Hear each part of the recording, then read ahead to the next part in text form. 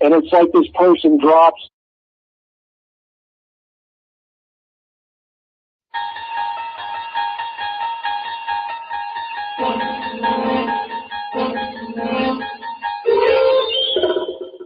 You're listening to UFO Undercover with your host, Joe-Montaldo, right here on the Paranormal Radio Network.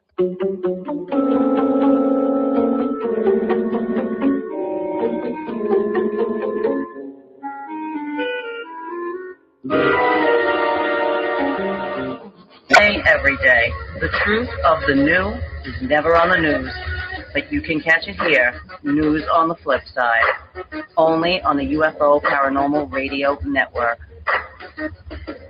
You are listening to UPRN 107.9 New Orleans. I had enough. Well, you drove out there into the middle of nowhere and had some sort of loud verbal display challenging ET in general out in the middle of nowhere? That's what I was doing. I actually had a pistol in my hand at the time. I was really ticked off. When I was having this fit, I was waving the gun in the air, okay, and I had this fit. And at this moment, I said, okay.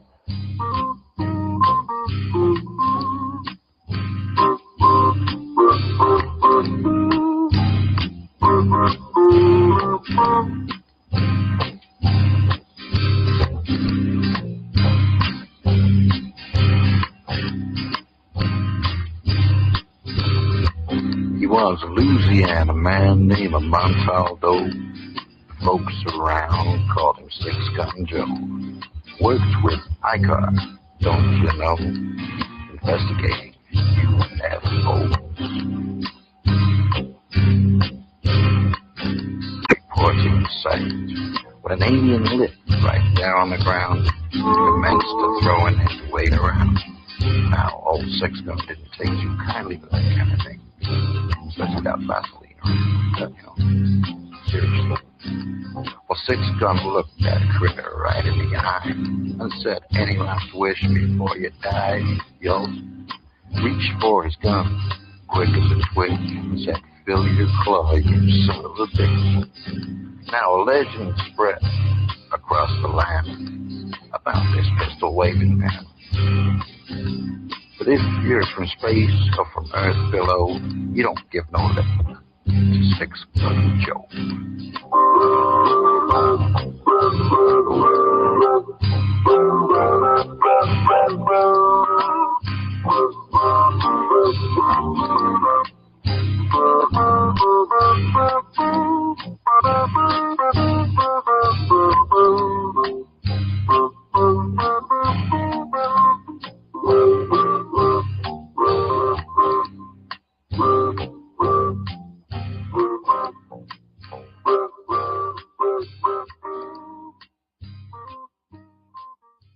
The world is a vampire.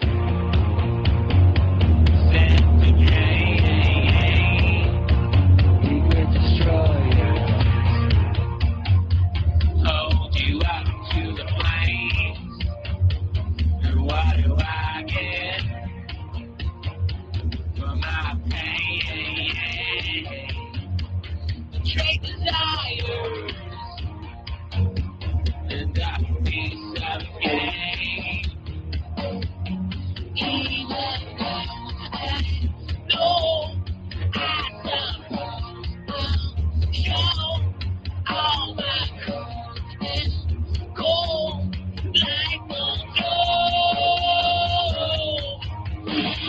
Fire my radio and feel the rain. Fire my radio and feel the rain.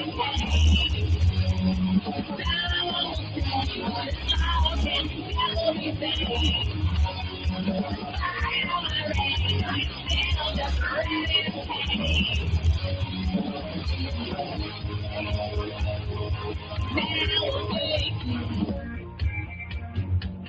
I've been fighting and I'm out. But can you fake it? For just one more show. And what do you want?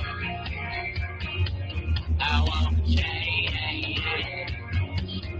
What do you got? When you feel the same.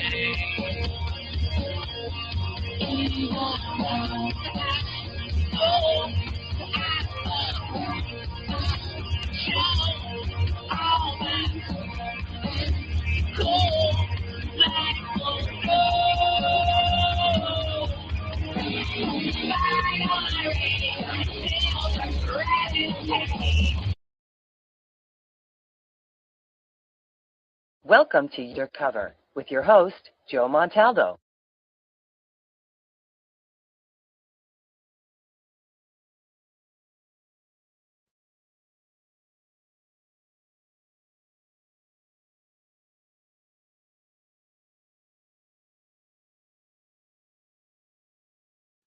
Good evening, everyone. I hope everyone can hear us okay this evening. Welcome to another episode of UFO Undercover. Sorry, I was actually talking with Karyn-Dolan and forgot we were actually going live. It's a dangerous thing when I get people in the queue that I like. And I was watching, in all fairness to y'all, to the listeners, I was watching the queue. It's just, we got to talking. And anyway, welcome everyone to another episode of UFO Undercover. I hope everyone had a great morning, great evening, great afternoon, wherever you are on our beautiful blue planet. If you're one of my Facebook followers, you will notice that it flooded where I live today. All of that rain came down in less than 20 minutes. And I mean, you can see by the pictures, water blowing up out the sewers 3 foot high like little guys. There's cars and trucks, water over the hoods, floating over. You could just see the parking lots from both our complex and our office building look like one giant lake. And that was literally only 20 minutes of rain. Sometimes down here we get 2 or 3 days worth of that. And when that happens, then you start seeing a foot of water in people's houses. And that's pre-hurricane. That's just springtime. We actually hope that we can make it, because some of the worst floods we ever had, April 9th, May 3rd, May 5th, April 15th, these are all floods where there was 2 to 3 feet of water in people's houses in Metairie. Remember, Katrina only put a foot of water in these people's houses in Metairie. It was a city that got deluged. So for us, it's like, oh, let's get through spring, and then, oh, yay, hurricane season's here. So tonight's guest is Karyn-Dolan. Most of y'all should be familiar with Karyn. She's been hosting Through the Keyhole for, God, longer than I can remember now. She speaks all over the place on a whole wide range of topics, which y'all going to find out tonight, because we're going to cross several topics. Anytime her and I get together, we'll cross at least probably 10 or more topics this evening with relatively ease. So welcome, Karyn. Thank you, Joe. Thanks so much for having me on. I always love doing your show with you. Has it actually got warmer in New York yet? Today for about 10 minutes, yeah, it was great. And it rained again. No, it actually, yesterday was gorgeous. And, of course, I was at work, but it looked really beautiful, and I got outside on my lunch hour. But today was warm, too. I think spring might actually finally be here. No, but it was funny you're talking about all the rain and the flooding that you get. I mean, around Rochester, New York, we can usually tell it's spring because the basement floods.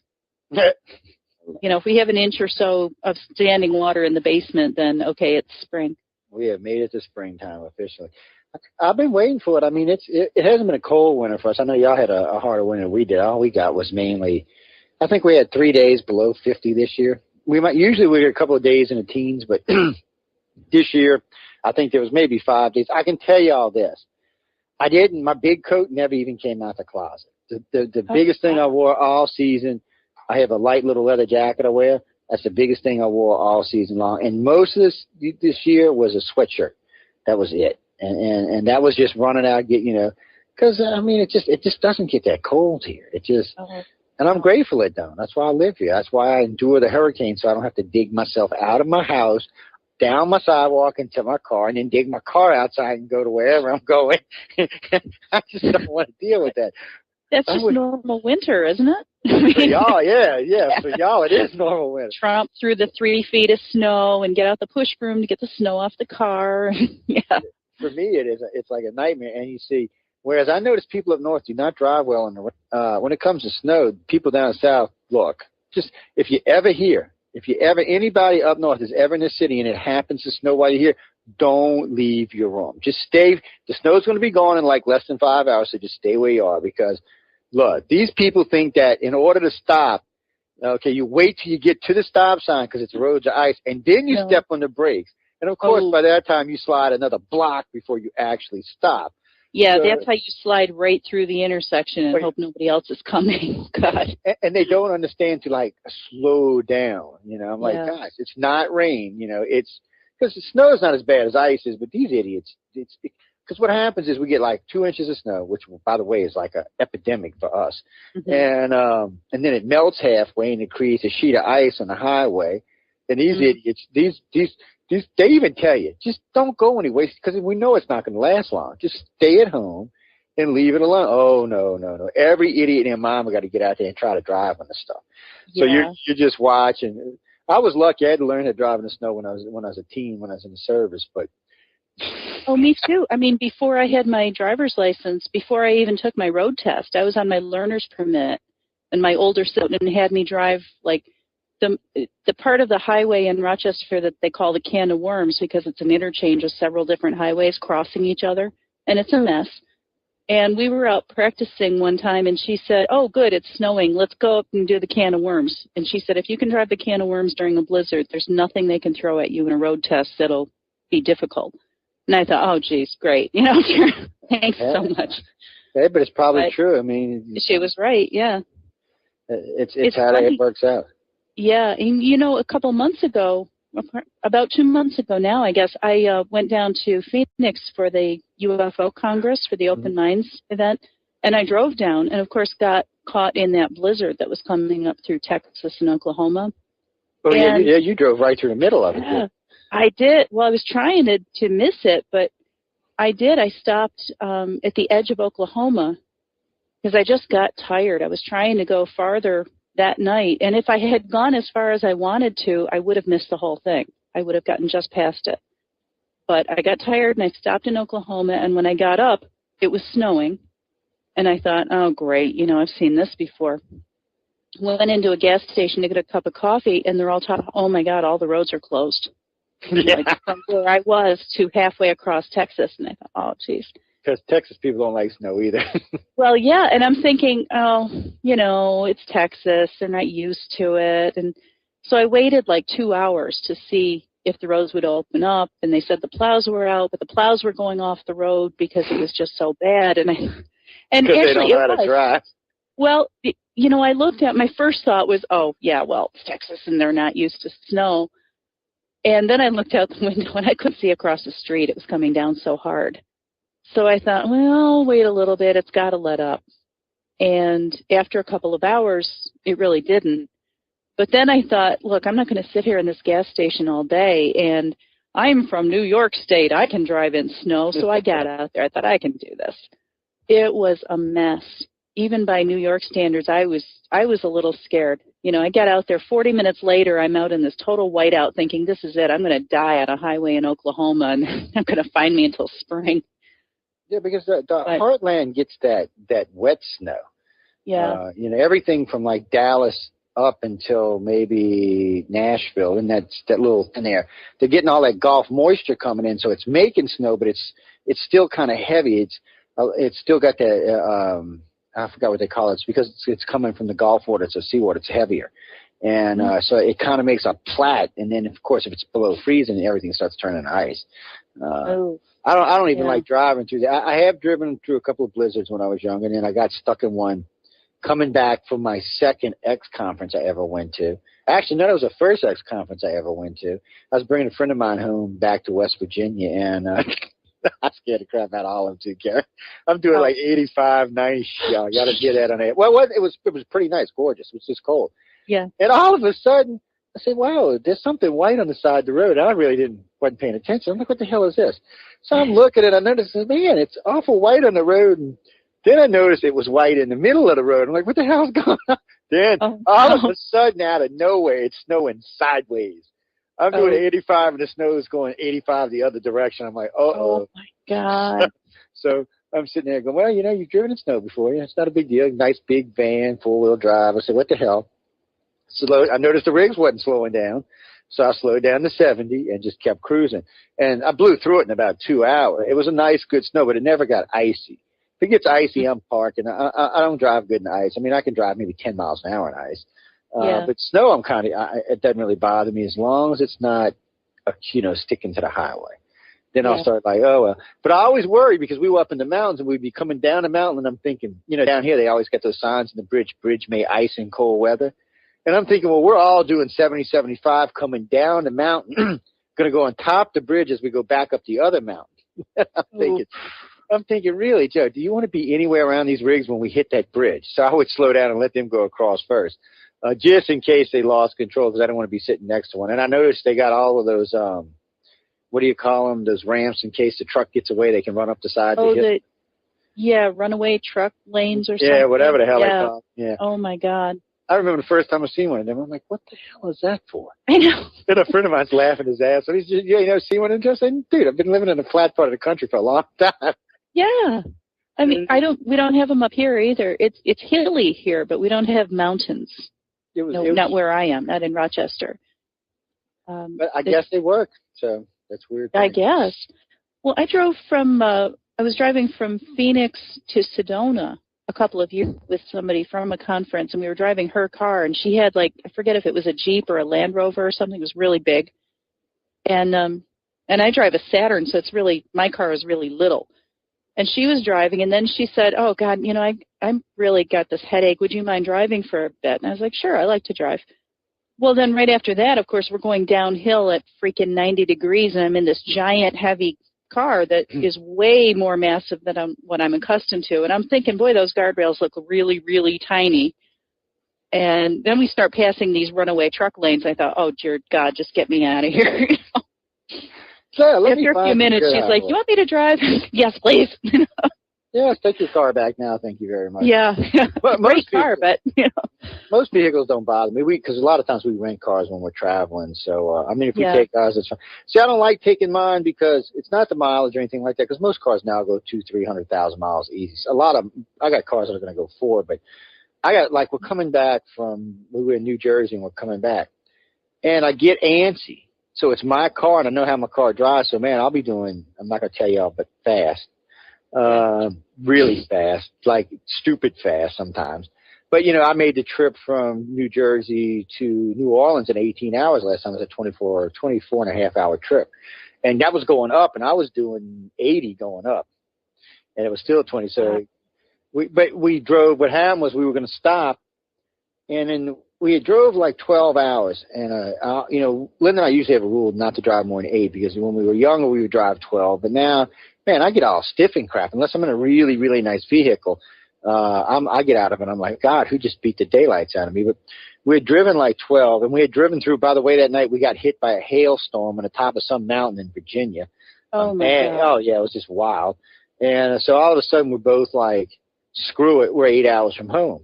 So we just put the hammer down and just cruised on through Georgia, Mississippi, and home. But we cruised for so long and so fast when we got out of the car, I'm not kidding you, for 2 days, I felt like I was still moving. And we did that coming back from Arkansas one time. So I ain't doing that no more. It's like they say about being on a boat. You get your sea legs, and then it takes a while to get your land legs again. Yeah, I know that feeling. Yeah, because I got out, I'm kind of like, whoa, man, is this going to stop anytime soon? Going up wasn't a big deal, but coming back, I was like, damn. But sometimes it's how it is. You got to be places. You got to work. I mean, when you do ufology, ladies and gentlemen, you know, we're doing this mostly for free. I mean, not everybody, but most of us are. And a lot of times you got places you have to be that, you know, ufology is very important to me. And I spend a lot of money on this and every now and then I get lucky and make $1, but it's important to me. But still, I've got a life that I have to support. And the radio station costs money. So, I mean, you know, feel free, by the way, to make a donation to UPR anytime y'all want. But it does. It costs money. So, yeah. Now, or you can donate to any of the hosts. We're cool with that, too. Oh, yeah, that's right. A host could use it, too. Trust me, all the hosts could use a little helping hand here. Yeah. So, you know, I know we got a pretty big audience. And look, just because you live overseas, because I know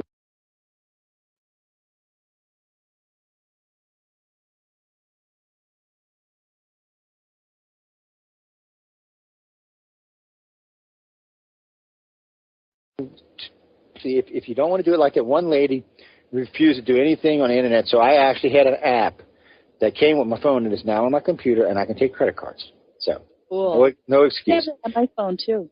You know, it's just something you need these days, unfortunately, in this fast-paced, crazy world. No, I'm going to save that PC conversation for another show. That's not for tonight. And no, the PC is not going away. Just don't pay attention to Apple. Nobody's getting rid of their PC because they don't have the power. Laptops and pads don't have the power of PCs. They're good, but you still got to have a good tower somewhere if you're going to do anything real. If you're just screwing around, you can have a laptop. People like me, laptops are not going to do it. Yeah. So you're not an iPhone person then? You have a Droid? I had an iPhone. I had two iPhones. I had the iPhone, I had the 3, and then I got the 4S. And I liked them both, but I got to tell y'all, my HTC One iPhone ain't got nothing on it. First off, this thing's got almost a 5-inch screen. It's got the best video and audio I've ever heard on any phone anywhere. It's just now I got it. If you've got Wi-Fi in your car, you can, like if you're watching YouTube, you can turn it on your Wi-Fi in your car and listen to your stereo. Oh my God! No, not in my car. Mine's a 98. I'm never going to drive anything else. listen, I was going to say, because I have a 96 Ram. If you have a car that doesn't have Wi-Fi, they got a little thing you can buy at one of these dollar stores. It costs $5, and it'll tune to any one of your lower FM stations, like 88.1, 88, whatever's vacant. You tune it to that. You plug it in the top of your phone, and whatever you're listening to on your phone, you can now listen to on your stereo in your car. It is fantastic. So now, I can't say this on the air either, I take my phone and I set it on this. I got this drawer across the front of my Toyota, and I set it in there, and I plug it all in. So now I'm listening because I can listen. We've got a really nice stereo system in the car. I can listen to it. And if I want, I could watch it, but I'm not watching it because I'm driving. I'm telling y'all. Right. It is there if you want to watch it. It's like if someone's in the car with you, there's people in the back, they can actually watch it. And it's cool. It's nice. And it's a good way for me now when I want to listen to some of my own stuff. I can plug it in and do it while I'm driving. Because really, I promise, one way or another, if I got to burn down all of New York, I'm writing a book this year. See, I picked on New York. Just in case something goes awry. Just in case. But no, really, it's everything is outlined. And, I've had several people volunteer to help me. Karen's volunteered more than one time. And there's a lot of good people at this. So I'm trying to work on one of my own now. So I know, that's even better. But we outlined it and everything on the one for iCloud. That's going to be an easy one. The one that we want to do about golf breeds, though, is going to be a little bit harder. Because you got to get personal. See, I don't know how you do it. I know you reviewed a lot of books. You read a lot of books. You're going to be writing one.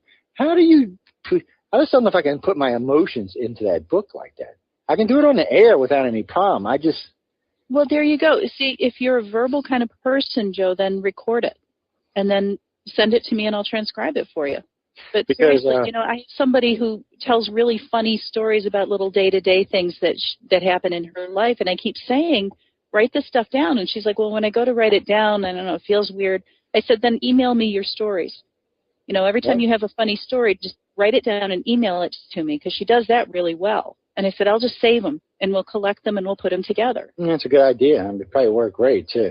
Yeah, so just, try writing it down as if you're writing someone a letter or sending an email with what you want to say. Or if that doesn't work, then just talk. When you're in your car, just record it in like a voice recorder and email it to me. Yeah, I think my phone has one of them now, too. Their phone's got everything now. They're great little tools. I mean, it's not going to replace my computer, mind you, but it's a great little tool.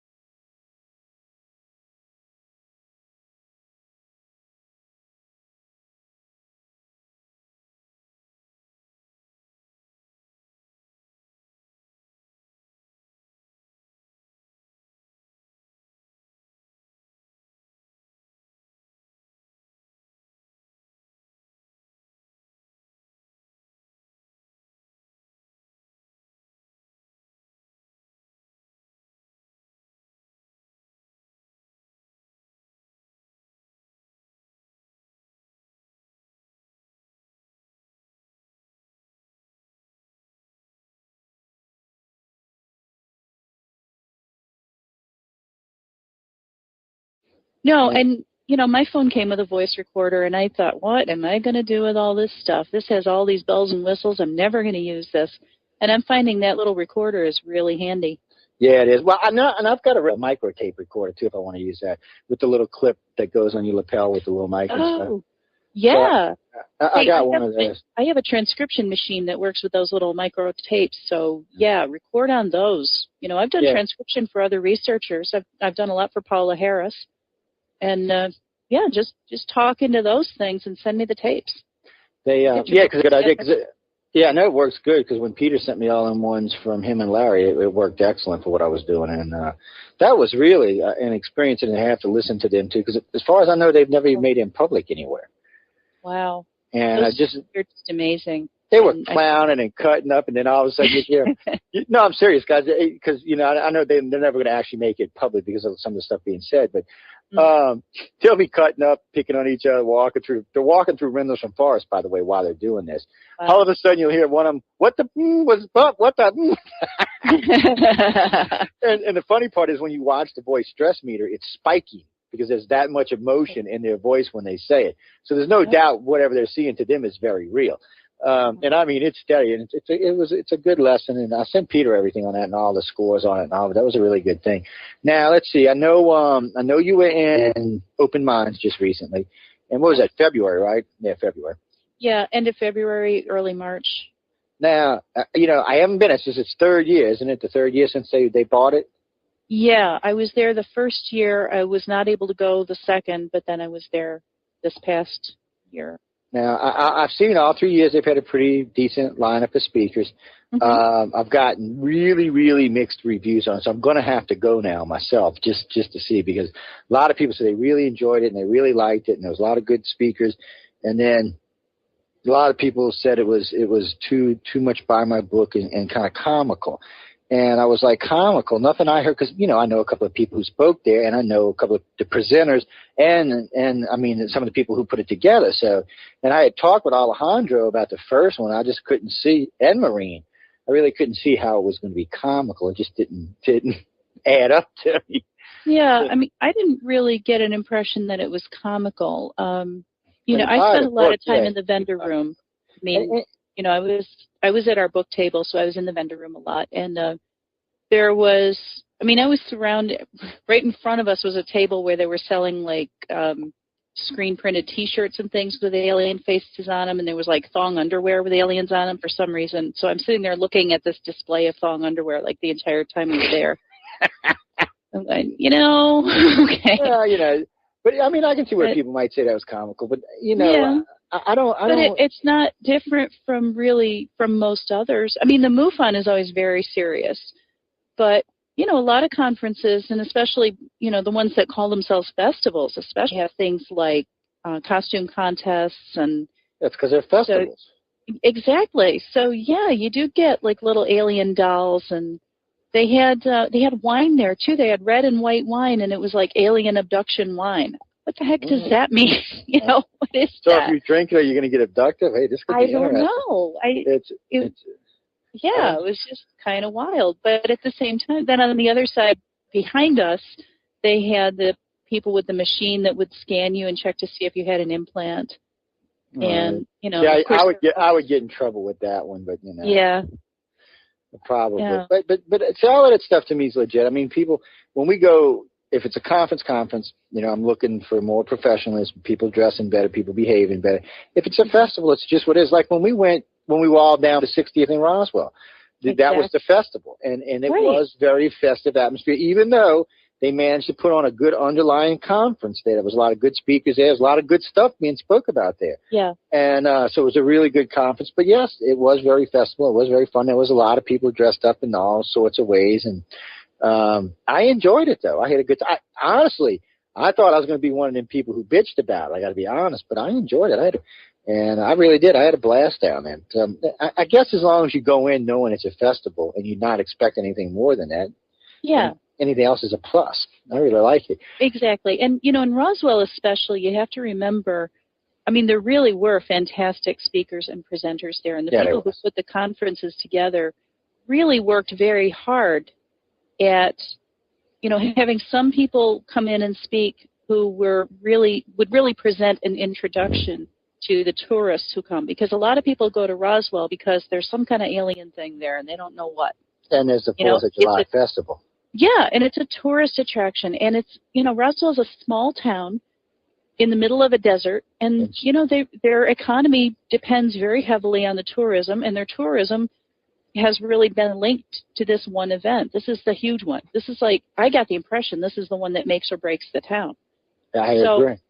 They do it up big. They try to offer something for everybody. They have concerts, and they have the costume contests, and they have serious events, and and all these different things. And they also try to have introductory level presentations for the tourists who don't know anything about it. And they also try to have what are like graduate level presentations so that, people who do know about UFOs can still come and hear something new and maybe learn something new.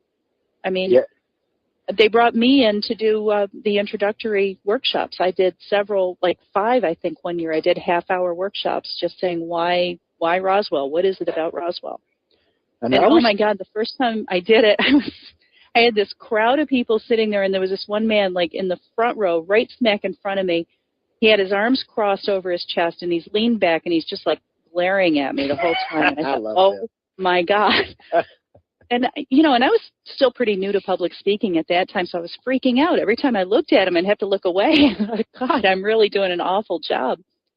And at the end of the half hour, he came up and he shook my hand and he said, "Thank you so much. That was a great presentation." And I really, I didn't know anything about this. I came because my wife and my kids wanted to do it. And now I really think there's something to it, and I want to see everything here. And I thought, holy cow, okay, thank you. That was a good year, too. That actually helped kick the station into bigger gear, thanks to Fox and all those plus ratings they gave us, which, that actually helped out. Now, and to Brian in from New Mexico, no, we're not talking about the UFO Museum. They do it at the same time. And I don't know if Roswell's still doing a festival, but the museum does one every year, and it's usually going to be Yvonne Smith, Darrell Sims, Stanton Friedman, who am I missing? There's 2 others. But they may have some other people, but it's usually those 4 or 5 people. That matter of fact, it made a big rift because 2 or 3 of the speakers that were speaking at the museum were asked to speak at the festival that year, and for some reason, I didn't personally see what the problem was, but I wasn't into the politics of it, so I was just there. Yeah. I was there to cut up and have fun and speak. Yeah, I mean, when I spoke for the city at the convention center, or where exactly it was, but I went down and visited the museum, and I didn't see any problem. And during my talk, I said, while you're here, check out everything here and go down to the museum and see that. And there's some great speakers down there too. So to me, I'm thinking it's the whole town is in on this one huge event for the whole weekend, and this is really great. And yeah, it's sad that there used to be a lot of politics going on. Now, I don't know how accurate this is because I haven't been down in the last year or 2, but I heard that last year in 2012 that the crew that did the events at the museum was doing everything. That they were doing the whole thing, and so that the city organizers had been kind of cut out, I guess. And it's just such a shame that there's politicking, because it really could be such a terrific, inclusive weekend for everybody. Yeah, because the city spends money on it. I mean, I got to say, I had been to Roswell. It was my 4th trip to Roswell. The 2 previous times I had gone, we'd gone through doing the conference. It was nowhere near that many people in town as it was doing the 60th anniversary. I mean, there just wasn't. And I don't want to hate on it, but because, I liked a lot of the people down at the museum. I've done work with them in the past. But, I mean, frankly, the city spent more money on advertisement. People were aware that it was going on. The biggest problem all conferences have, no matter who's doing them, is there's 320 million people in the United States, letting them all know that there is a conference going on. It's impossible. Yeah. But with Roswell, they spent, I think they had like a $15,000 or $25,000 advertisement budget, which then was pretty good. It's about equivalent to $75,000 today. So I don't. Wow. It was interesting. I had a lot of fun. I'm not going to lie. I'll ask Karyn in a second. I'll tell you now. To me, the most professional conferences I ever attended were the X conferences. It's as far as the best conference that I had the most fun at, that would have been Laughlin. But hey, I'm honest about it. I like Stephen's conferences. They're very professional. But what do you think? Well, I agree with you. I mean, the X conferences are very, very ultra professional. Everything's very high end. The one thing I didn't care for about the X conferences, and it's purely personal preference, is that Steve Bassett in the beginning set up these amazing conferences, got these fantastic speakers, and set them up so that they were speaking. Oh, like I hate it. Oh, when he did the triple and double big. Oh God, I hated that. Different tracks. So, you know, at any one time there were like 3 speakers speaking, and you had to sort of choose who you wanted to hear. And it was cool. And I asked him about it, and he said, well, yeah, I want people to want to come back. I want them to feel like, okay, I got this and I got this, but I didn't get a chance to hear that guy, so I got to come back again. Well, the first year he ran 3 tracks, right? I mean, bam. Yes, and it was incredible. And I cannot believe that anybody could manage that. I mean, his organizational abilities alone was just I don't know. amazing. He never stops the whole time. Oh, I know. He's just got so much energy. And, you know, what blows me away about Stephen Bassett, though, is just his ability to speak so well on a moment's notice. I was at some conference. I think it might have been one of the MUFON international ones. And the keynote speaker was delayed or couldn't come at the last minute. I don't know if they were ill or had some travel thing going on. But they discovered like 2 hours before the keynote speech was supposed to happen that the speaker wasn't able to come. And so they're thinking, oh, great, what are we going to do? Hey, Steve Bassett's here. You know, so they asked him if he would speak, and he's like, yeah, sure. And he spent a little while with his laptop. I mean, he worked really hard, but he looked so relaxed about it. I didn't even realize at first that that's what he was doing. And that night, he gave the most amazing talk. And I would have sworn that he'd spent 2 weeks working on it if I hadn't known that they just asked him that day. Oh, yeah, I imagine he could speak anywhere. Oh, it was wonderful. It was so just insightful, and he was talking about the dedication of the ufologists, and he was telling this story about, like, building bricks from straw, and that's what most ufologists have to do. You know, we have so little to go on and so little help and resources, but we still do it. And we're building this structure no matter what. And it was just incredible, and it was inspiring. And like, I was proud to be in the field after I listened to him talk. Oh, I know. He does have a tendency to inspire people. He's a lot of fun. He's high energy. Personally, I don't know where he gets the energy from. I don't know. I wish I had half of that. But then he did that second year, and you know, I don't mind when they do lectures and workshops, because then to me, you know, sometimes I want to go to lectures, sometimes I like to go to workshops because it depends what's going on. So I actually like when they do that, but I don't like when they put speakers up against each other, because frankly, there's only maybe 6 speakers in the field that if you unfortunately have to speak against one of them, you're only going to have 5 people listening to you. Uh-huh. You know, I mean, and that's just how it is. You know, there's certain people that are just going to draw the crowd no matter what. And there are a few of them that, like me, that get lucky because I'm freaking insane. That I'm gonna get people listening to me no matter what. And but that's just because I'm insane. But the rest of the people really got to work really hard. And I don't, you know. Like, so I hate when they do that, because then I kind of feel bad for the person that is someone like Stanton Friedman. Really, come on. Yeah, now, I mean, there are certain big names that, you know, if this guy's speaking, everybody's going to want to go hear him. Yep. You know, and you don't want to be the person opposite that guy. Yeah, you don't. I mean, like Grant Cameron, do you really want to be the guy speaking against Grant? I mean, come on. No. Grant just speaks, and Grant's another one of them that just can speak just without even thinking about it. I'm like, I give him hell about that all the time. I said, Grant, you're the only person who can talk more than I do. He told me on the air. He said, I don't know if that's a compliment or not. I'm like, that's just evil. No, I mean, were you speaking when you went down to Open Minds? I don't know why I can't remember the name of it. Recently? Yeah. I actually just visited that one. I worked at our book table. You know, I was at the Keyhole Publishing table. But I also had a chance to visit some friends and just visit with some of the Open Minds crew who are friends now. And other people who were attending the conference that I never get to see because I'm way out in the middle of nowhere in Rochester. So, and you know, getting out of Rochester and going to Phoenix in February is a really, really nice thing to be able to do. Well, where did Alejandro go? I haven't seen him around lately. I know everybody kept telling me he left He was there. He's back with Open Minds because he was. See, that's what I thought. Yeah, I didn't get much chance to talk to him. It's kind of, hi, how you doing? And he was working at the conference, so that was about all we had time for. I haven't given him hell in a while. Every now and then I like to give him some hell, but now he don't do media director for MUFON. That's why I used to give him hell, but yeah, and then he's not. We still any of their shows they podcast we still carry on the station. I just don't think they carry him live anymore because of the time thing. Now, and you're going to be down at Paula Harris's conference. In 2 weeks, huh? A couple of weeks, yeah. Actually, before 3 weeks? that, 3 weeks. On May 4th, I'm going to be speaking for the Pennsylvania MUFON group at the Erie, Pennsylvania conference, or the Erie Paranormal Conference, which is to be held in Erie, Pennsylvania. So that's kind of cool. And then the following week, October 10th, geez, skipping right past half the year here, May 10th through 12th, I will be in Florida for Paula's conference, the Star Works conference. Yeah, by the way, to the person who just wrote in said that Karen's pronouncing Paula's name funny. No, that's actually the way you're supposed to pronounce it. She's not Paula. She's Paola. She's Italian. It's Paola. Yes, and I get in trouble with her all the time over that.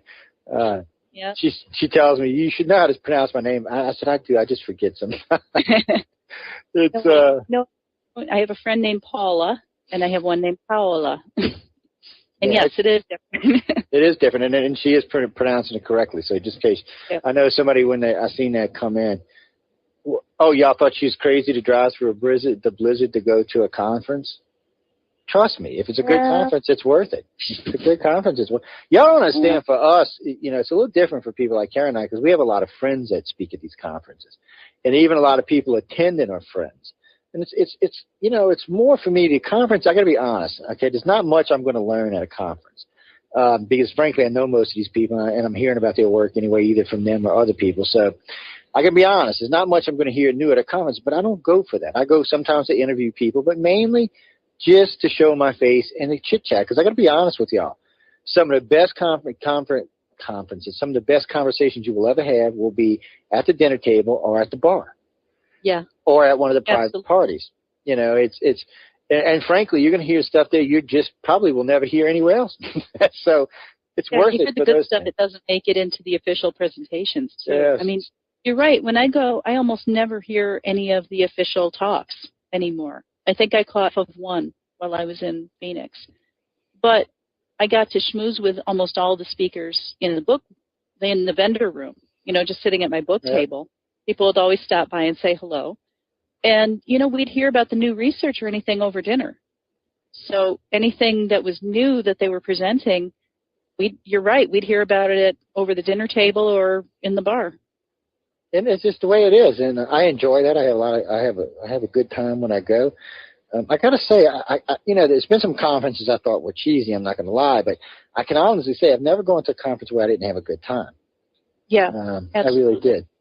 And, if nothing else, it's spending even one day in a room full of people who don't roll their eyes when you talk about things that are very important and interesting to you.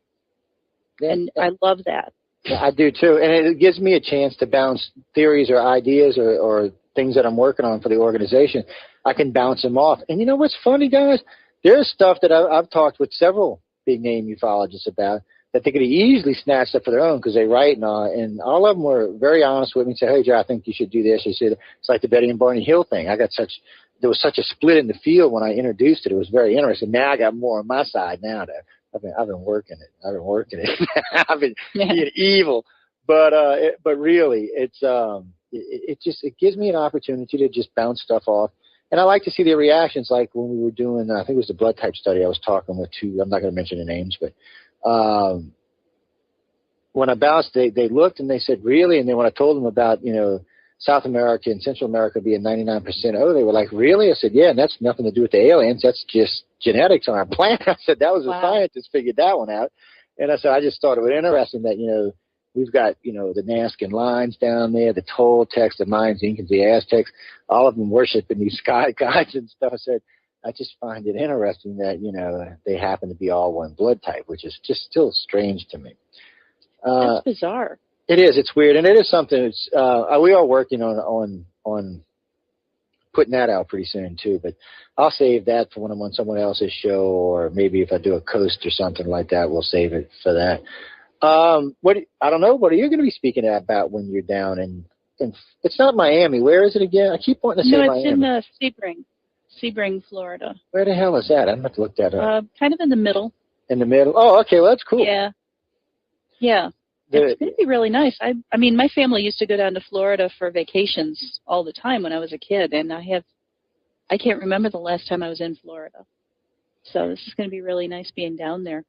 Paola actually suggested a topic for me, and it was really interesting. My first thought was, wait, what? You know, I've never really done that before. But then I thought, hey, this would be a really cool time to do some new research. Gave me the title just as a suggestion, The Life of a Contactee. And I thought, wow, this is kind of intriguing. So I've been talking to people, and actually, Joe, you're one of the people I ought to be talking to. I tell you what I'll do for you. I'll have to get you to sign a piece of paper for me, but I'll give you access to one of my my emails that we use. Matter of fact, Christina Knowles up yelling who she is. She's our Massachusetts State Director. She's working on a project with her and Jim McConnell. They're working on a project for TV, videos, and stuff. And they said they needed some contact details. I said, well, here, take this email, because she's under a non-disclosure agreement. I said, here, take this email, and see what you can find, write to these people and see if they're interested. There was about 125 cases in that particular email. She was like, really? I'm like, yeah, just help yourself. Wow. See, it's different for us because we're not like some of the other people in the field. You know, not to pick on any of my fellow abduction researchers, because most of the ones are good friends of mine and are hardworking. They just, you know, most of them won't even see 125 cases in a lifetime. And we've got that many just sitting in the email that hadn't been answered yet. Oh, my gosh. And then there's another, you know, and there's probably 300 or 400 sitting on the old ICAR site right now that, you know, I tell people, be patient, because we do get a lot of email these days, and it does take us time to get back. People get mad at me. It takes 3 hours. I said, man, I said, sometimes it's going to take you 6 months to get investigated. Sometimes it may take longer than that if you're giving us information that's sketchy. You know, something that's not going to jump out and grab one of the investigators by the throat and say, hey, look at me. What the hell's going on here? Yeah. But well, I'll talk to you about that, because there's lots of stuff that you can pick up from there. It's so what you're going to be down there, was it 3 days or 2 days at the one in it's Starworks, right? Yeah, Starworks. And Paola started this last year, actually. She invited me to come down for the first one that was in Glen Rose, Texas. Texas, yeah. And yeah, and I wasn't able to get down there for that one, but I said, absolutely, you know, if this goes well and you do another one, let me know, and I'll definitely be at the second one. And I had a lot of fun. She decided to put a second one on. Oh, you got to go to the first one. Yeah, right. I'm the only guy that got a picture with all the women, just me and all of them. Oh, yeah, all the ladies in red. Yeah, it's still up on the internet. It's I got all We're wearing blue this year, apparently. I've been told to get a blue dress. Yeah, I got all kind of BS about that. Oh, how did you get that picture? I said, well, I went down. I didn't go down to speak. I didn't even go down to work press. I just went down because I wanted to hear the Glen Rose, Texas sightings from the people. Because what they did was they drove us out to where it happened, in the middle of the woods, in the middle of the night, brought up a bonfire, broke out the beer, and told the story. And I had an audio and video tape while we were there, but it was much more interesting listening to that. And by the way, while all this was going on, I sent a copy of this to a friend of mine who works security. She's a scientist at Lockheed Martin. Oh. And I sent her a copy of it, and the whole thing, and she sent me back something else, which we're not going to talk about that tonight either, but that's when and because I don't want to talk about that, because I want to talk to Karyn, and we keep getting off on other subjects, and that is stuff that we'll talk about in the future. It was something about, he described the engines, 8 rows and 8 rows, and then while it was cruising, it was glowing red, but when it took off, it was glowing white. She liked to flip when she seen that. She knew exactly what it was. She also even told me, I guarantee you there was chase planes present. As she was texting it back to me, the guy was actually saying there was 2 chase planes with it. And I had never heard that before. I had never, ever heard there were chase planes with the Stevensville sighting until I met the witnesses myself. And matter of fact, by listening to them, see, that's another thing I don't like about the internet while we're on this. Somehow or another, this was a pretty straightforward story. I mean, these 2 guys told us very straightforward. Yeah, they sounded very honest to me. and they seemed to be very straightforward in the way they were said it. Well, I heard all kind of stuff I've never heard on any of the radio shows or anything else, and I was like, what the hell? I thought I was on the wrong sighting or something. I got to be honest with you. Mm-hmm.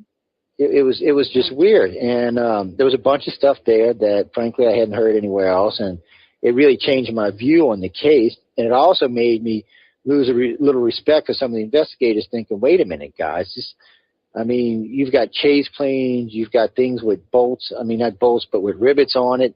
I'm thinking, why did y'all instantly think this was alien? You know? So I got to be honest with you, I don't think the Stevensville was anything alien. It may have been based on alien technology, but I think it was ours. And from everybody I've talked to said the same thing. Well, they talked about it being really huge, like blotting out the whole sky, and that was the thing that made me think this doesn't sound like anything we have. But that's what made me think that too. So we have crafts that are that big, or can fly that low. When he was describing it, he described it as maybe 50 to 75 feet long, probably 75 feet, maybe 100 feet across. Now that's not as big as, we've got stuff flying bigger than that now. We got super tankers bigger than that. Those C-130s are big as that is. I think a B-52 might be that big. Wow. So I was kind of like, but the reason why I think it got described the way it did is because it was low down, so it probably looked massive. And they were up on top of a hill overlooking the valley around them. So this thing probably was already low. With them being up high, it probably came very close. I would say from the way they described it, less than 100 feet above them. And it was just putting along, just cruising at a steady pace. It wasn't zipping or anything like that. It was just going. And it was just, so when he described it and he started talking about rivets, I was like, oh, wait a minute. Now, I've never heard rivets on any other spacecraft. Not to rule it out, but I don't think rivets can handle deep space speeds, guys. Let's be honest about it. So I was surprised by that. And then when he described the engines as 8 rows, and then the colors, that was also another good giveaway. And then there was 2 chase planes. And they weren't chasing it; they were on side of it, like you see when the shuttle comes in. One shadows on one, hangs back on the right, one pulls up on the left. That's how they describe them. This is typical, standard procedure with anything new flying in the sky. And come to find out, they crossed through 3 non-fly zones to get to where they were, and was headed to another one. So this thing even knew where aircraft were restricted. It was flying in those zones. And we didn't scramble anything to go look. It was really suspicious, but you can't rule anything out. It was just interesting. But when I got the email back with the picture, and I showed I forgot his name, the picture of it, he said it looked almost identical to that, and she said that was definitely a version of the Aurora. She said it's not the Aurora because they've actually gone to something different since then. But she said it would be considered like a cousin of it. And so I was just kind of like, okay, well, that's cool. To me, that's a solved case. Move on. I wasn't going to make a big deal out of argument. In my head, it's done, over with, time to move on. And there was no abductions. Karyn, I asked when I was in town, I asked around if anybody had heard anybody any alien abductions or anything in that area that would be considered an abduction. That was pretty much a nothing. But then again, hey, maybe ET's living here now and they got to build what they got to build with here. Who knows? Yeah, that's true. Maybe that was a craft that they only used for short local flights. It was like the Geo Metro of the UFOs. Well, send me a copy of the one you do when you're down in Florida, because that's kind of up my alley. I definitely want to hear that one. Oh, paranormal. Karyn's a witch. Y'all didn't know that?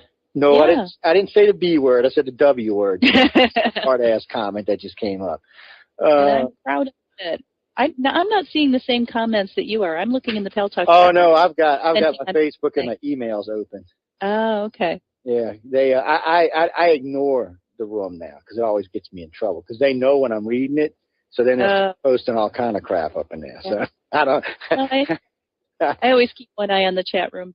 A lot of times I get questions from my guests through the chat room, and I love getting interaction from my listeners. I really, really get a kick out of that when it's more than just me talking to whoever I'm interviewing. I love doing the interviews, but it's 10 times more fun when people in the chat room start asking questions too. Oh yeah, the chat room can be a great tool when they're on topic and hanging out and listening to it. And I know when I do a lot of stuff when I'm doing stuff where I'm just talking about specific topics by myself, it's nice to have them in there because they'll start asking all kind of questions. When we do like the Greys or reptilians or human type aliens, instantly there'll be 50, 80 questions in the whole show by itself. So it makes for much more informative shows. They get to learn a lot, and it makes it easier on me. I usually set up a guideline for those kind of shows, just so I don't go off on a rant, but most of the time I don't need it. They kind of pick the guideline, and that's where we're going. Yeah, that's nice. Yeah, they're like, well, you said we're going to talk about this, and then here comes the questions. Yeah. And you answer questions. One question sometimes could be 8 seconds or 5 minutes. Exactly. Yeah, sometimes you can get a whole show out of it, if it's something that people are interested in and it leads to more questions. It's always fun. Was there a question about me? Yeah, somebody had, that was the question. I heard Karyn was a witch, and what kind of witch was she? And then they put some kind of happy face and put the B word behind it. I can be that. Everybody can be that. Well, no, y'all, I don't know what kind of witch she is. No, I don't think she's kind of flies around on brooms, so. Gardnerian Wicca, actually. Wicca, y'all hear that? Yeah.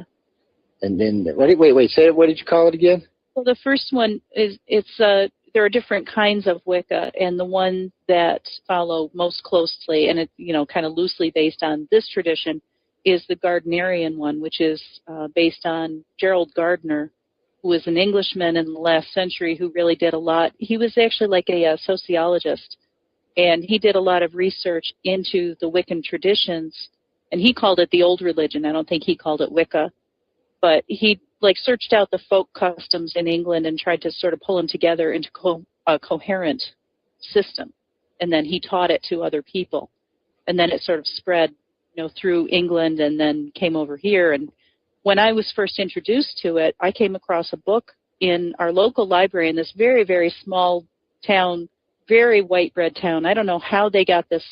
I have no idea how they got this book in my library. But it was a book written by a man in England who had trained, in that tradition. And when I read it, it just so appealed to me. And it wasn't like learning something new. It was like it all just made sense. Like I already knew all of that, and it just kind of put everything in order for me. And so, yeah, if I had to say what kind of Wicca I would say Gardnerian because that's the closest. But, one of the nice things about Wicca is just it is what it is, and it's really intensely personal. Yeah, and I think everybody's spiritual path is intensely personal. And one of the things that I like most about it is I can respect other people's religions as long as they're not hurting somebody. The Westboro Baptist Church does not qualify. They're just nasty people. That's not a religion. But, somebody could be Wiccan or Hindu or Muslim, and I don't care. I have friends who are Christian. I have friends who are a million other things, and it doesn't matter. And I think it's very cool that we can talk and we can learn from each other. Well, I got a new thing now. No more gun control until we ban Muslims. Yes, I said that. Actually, I said until we ban Islam. I don't hear nothing about gun control until we're going to ban guns. I want Islam banned too, because look, we're going to talk about killing people. They kill as many as our damn guns do. And then for that, if we're going to really get into that, you might as well ban the Catholics while you're at it. So, let's just start along a flat level line here. Oh no, I like to pick on them. Hey, from the point of view of the witches, I mean, let's look back and who's killed more people? Pagans don't, because we respect everybody. And we just, we've been pushed around a lot, and the Christians are usually the ones doing it. Yeah, that's the whole thing. We bitch about Islam, but Christianity started this. Now, maybe they've calmed down for right now, but, hey, who knows in 100 years from now or 50 years from now. But frankly, all those religions aggravate. They just, all of them do. They really do. And anybody's going to kill in anybody's God's name, frankly, to me, just that's enough in itself to say, okay, enough of y'all, get out of here. Go. What? You know what? We could do this, Sean. Instead of having like Russia and China and America, we could have no organized religion country, and then we could have like the Catholic country, like Europe, or the Middle East, which is now seems to be turning Muslim. So we could have like that, guys, and then all of us would be much happier. Because really, I get tired of being beat up by the religious people. It gets on my nerves. Yeah, me too. And what's really frustrating is you look at the 10 Commandments and think how many people. I mean, I was brought up as a Roman Catholic. Before I saw this book on Wicca, I was Roman Catholic, pure, very ritual, very big on the Bible. And I understand about the 10 Commandments. And I'm looking all around at all these people I've met throughout my life, right up to a couple of days ago, people who call themselves good Christians, and they do things that I wouldn't dream of doing. And I don't call myself a good Christian at all. And I want to say, I just try to be a nice person. Okay, I try to look at other people and say, I don't know what they're going through. And people put out on Facebook, everybody's struggling with something.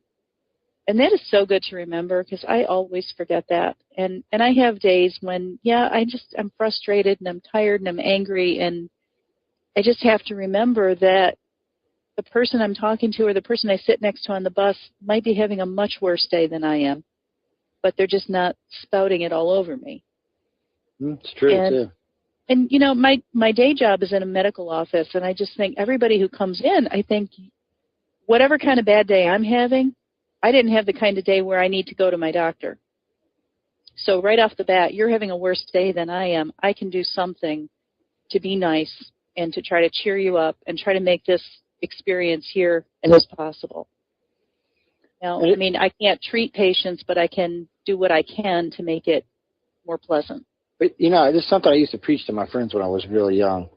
They didn't realize, no matter what kind of job you worked, especially if you're in the public, that you do make a big difference. Because one little convenience store clerk at 8 o'clock in the morning, you walk into her store, you want your cup of coffee, whatever, you're being cranky, so she gets pissy. You leave the store really mad.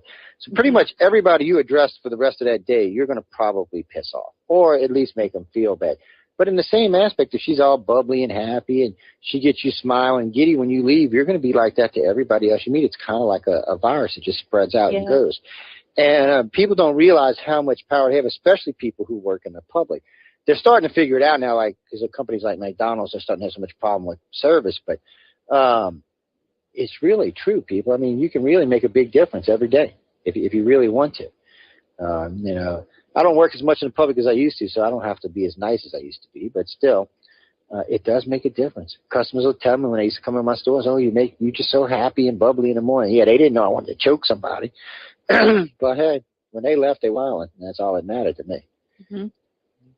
And someday, it seems like such a little thing, but you're right. It spreads. It's like a ripple in a pond, and it can become huge. And it can be a tiny effort for you, and it turns into this enormous effect on the whole world. It's such an easy thing to do. And it is, and I've heard some great authors. I've even heard some politicians and even actors and all talk about a particular person, something just out of blue, just an act of kindness out of blue, changed their lives. And because some people sometimes will be having a really, really bad day thinking humanity is just a load of you-know-what, and then all of a sudden, out of nowhere, somebody just with a random act of kindness, and you're like, wow, really? There are still good people left. Damn, shut up, you ain't got that bad. And it's part of life. And I don't see why people are so surprised at the stories about people being nice to each other. We really shouldn't be. But when you look at the news, or when you look at Facebook or even the internet news, much less Fox News or MSNBC, all they ever want to talk about is, oh, this guy blew up that guy. Oh, this, the economy's going down the toilet. Oh, this is so bad. This is awful. Well, it's true. Honestly, yes, all these happening, that's fine. But you know what? Good things happen too. And that's one of my addictions to Facebook is I keep seeing all these news stories that people find and they post about, 10 people stopped what they were doing in the middle of a day to rescue some ducklings that fell through a storm grate. I love that. See, when we do repost, I'm like, yeah, people are nice. Yeah, well, that's what we do when we do news. On the flip side, we start out most of the time with pretty hardcore news, but as the show goes on, we try to leave the last hour, make it much more relaxed, and we always try to end the show on a good note. We really want people to leave the show understanding the issues we were talking about early on because they're important, but not leaving mad. Because, you know, a lot of these shows I watch, like one particular crazy woman on MSNBC, every time I see her, I'm pissed off after I watch her. And not just her, there's a couple of people on CNN and Fox that if I watch them, I literally, when I leave the TV, I'm mad. And I don't want to do that. I don't, you know, it just irritates me. So I just don't even watch them anymore. So I'll read the damn news and think what I want to think about it. Yeah. You know, since most of the news now, you seen that special, Karen? They got MSNBC only does 15% real news now, 85%. Oh no, this is true, by the way. This is true. 85%. Fox does 45% real news and 55% commentary. CNN was doing 55% real news and 45% commentary, but they say because Fox is growing so fast and the top 10 shows all belong to Fox that they changed their format now to 45-55. But at least those two are still doing almost 50% real news. Everybody else, once you leave those two networks, with the exception of BBC, which is 75-25, everybody else is only doing like 20% real news, and everything else is people bitching and commentary. And I'm thinking, you know, I want to hear opinions, but I really want to hear the news first, so I can kind of formulate my own opinion. You know, I don't need some crazy person like Rush screaming at me saying, "Oh, well, this is what you got to believe." No. Tell me the news, and then I'll decide what I got to believe, and then maybe I'll come back and listen to you. Maybe I won't. But it just gets old. And you know, I seen Karma posting about, there's a lot of sissies. The country's becoming sissified. What can I say? Yeah. It is, but well, we're being told to be afraid, and we're being, you know, these things happen, and I don't know if we want to get into discussing the Boston bomber. I kind of don't really want to, but you know, we can. When this happened, I remember coming home from work that day, and I heard about it, and so I turned on the TV because I wanted to see what the official story was, and not what really happened. I wanted to hear what they were telling us about it. And I was just sitting there feeling sick to my stomach and thinking, this is 9/11. Because they had this one little piece of footage with the actual explosion that they just kept running over and over and over and over. And it was like, did you see it? Are you scared enough? You want to see it again? Want to get scared? Are you scared now? Want to see it again? And I thought, God almighty, you know, I saw it. Okay. That was scared. Good enough. You know, thank you. That's enough. And it's another one, and I'm with you. I don't really want to talk about it, but it's another one that's going to be, I mean, half of what they originally said has turned out to be something else, and that is a bunch of other BS I'm hearing about. So I don't understand why everything can't be straightforward. I just don't understand that. Well, right. When you talk about these different stations reporting so much real news and then so much commentary, I mean, that would be okay on the one hand to get so much commentary if they were reasonable and logical and fair and discussing the facts. Oh, yeah, but the facts. It's essentially somebody screaming at us, you know, be afraid, be afraid, be afraid. Be afraid of anybody who doesn't look like you. Oh, the Muslims must have done this. There was some Middle Eastern guy. You know, that must have been it. The very first day they were saying they had a guy in custody. He was Middle Eastern. They said he was behaving suspiciously. And eventually they said he was running away from the blast. And I'm thinking, so is freaking everybody else there. Yeah, no, everybody was. Went off. I'm running away from it. I'm sorry. Well, how is that suspicious? Well, I'm beginning to really wonder anyway. They originally arrested the wrong person. And then, guys, they arrested that poor Elvis impersonator, and then they had to turn him loose because he ain't the guy who did it. I mean, I mean, when I listened to the news, and I got to be honest with you, I mean, from what I heard on every news station, this guy did it, no doubt. He was going to prison, going away for life. And then all of a sudden I turn on the TV and, oh, we've got to release him. I'm like, what, huh? This guy just tried to poison the president. We got to release him? Wait a minute. Yeah. It's like our government cannot tell the truth for anything. God help the UFO people because they can't even tell the truth now about regular everyday news. Oh, I know. I mean, nobody's relying on anybody who's in power. I mean, the whole thing is they'll never release the truth about UFO because that's admitting that everyone who's in this power structure for generations has been lying. Yeah, everybody. And the whole structure is going to fall apart because you completely destroy. I mean, we pretty much destroyed the faith in the American political system right now. They've destroyed it themselves. We don't believe anything that comes out of government anymore. And it's not just us, the ufologists. I mean, we're seeing it more and more on Facebook after the bombing event and the ricin letters, and just the bombing event, the story has changed so many times. I know.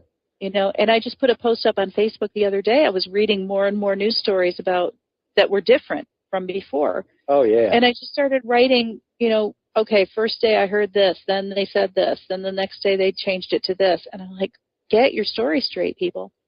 And last time I checked, that had like 55 likes and 27 shares. And I mean, for me, that's huge. My stuff doesn't get shared like that.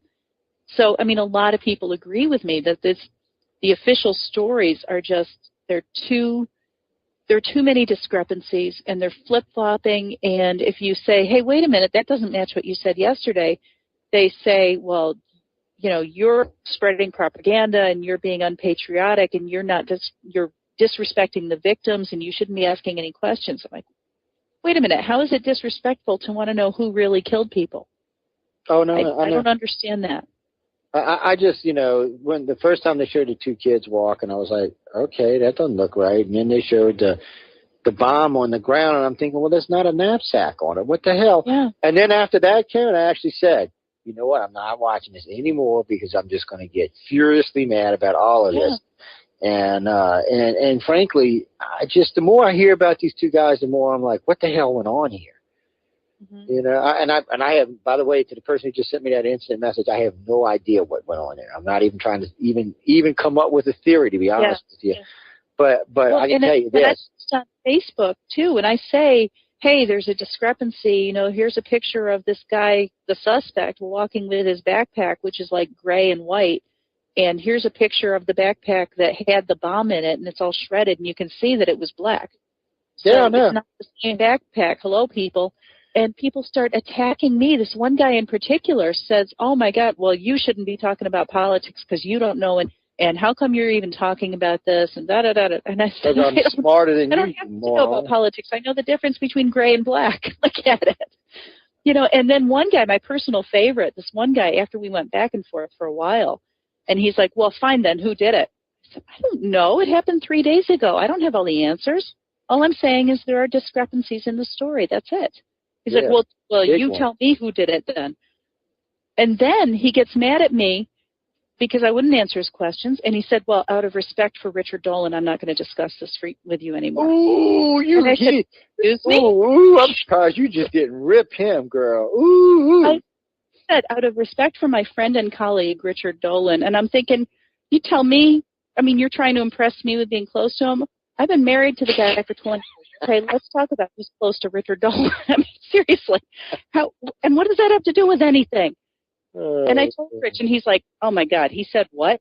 Oh, my God, I can't believe it.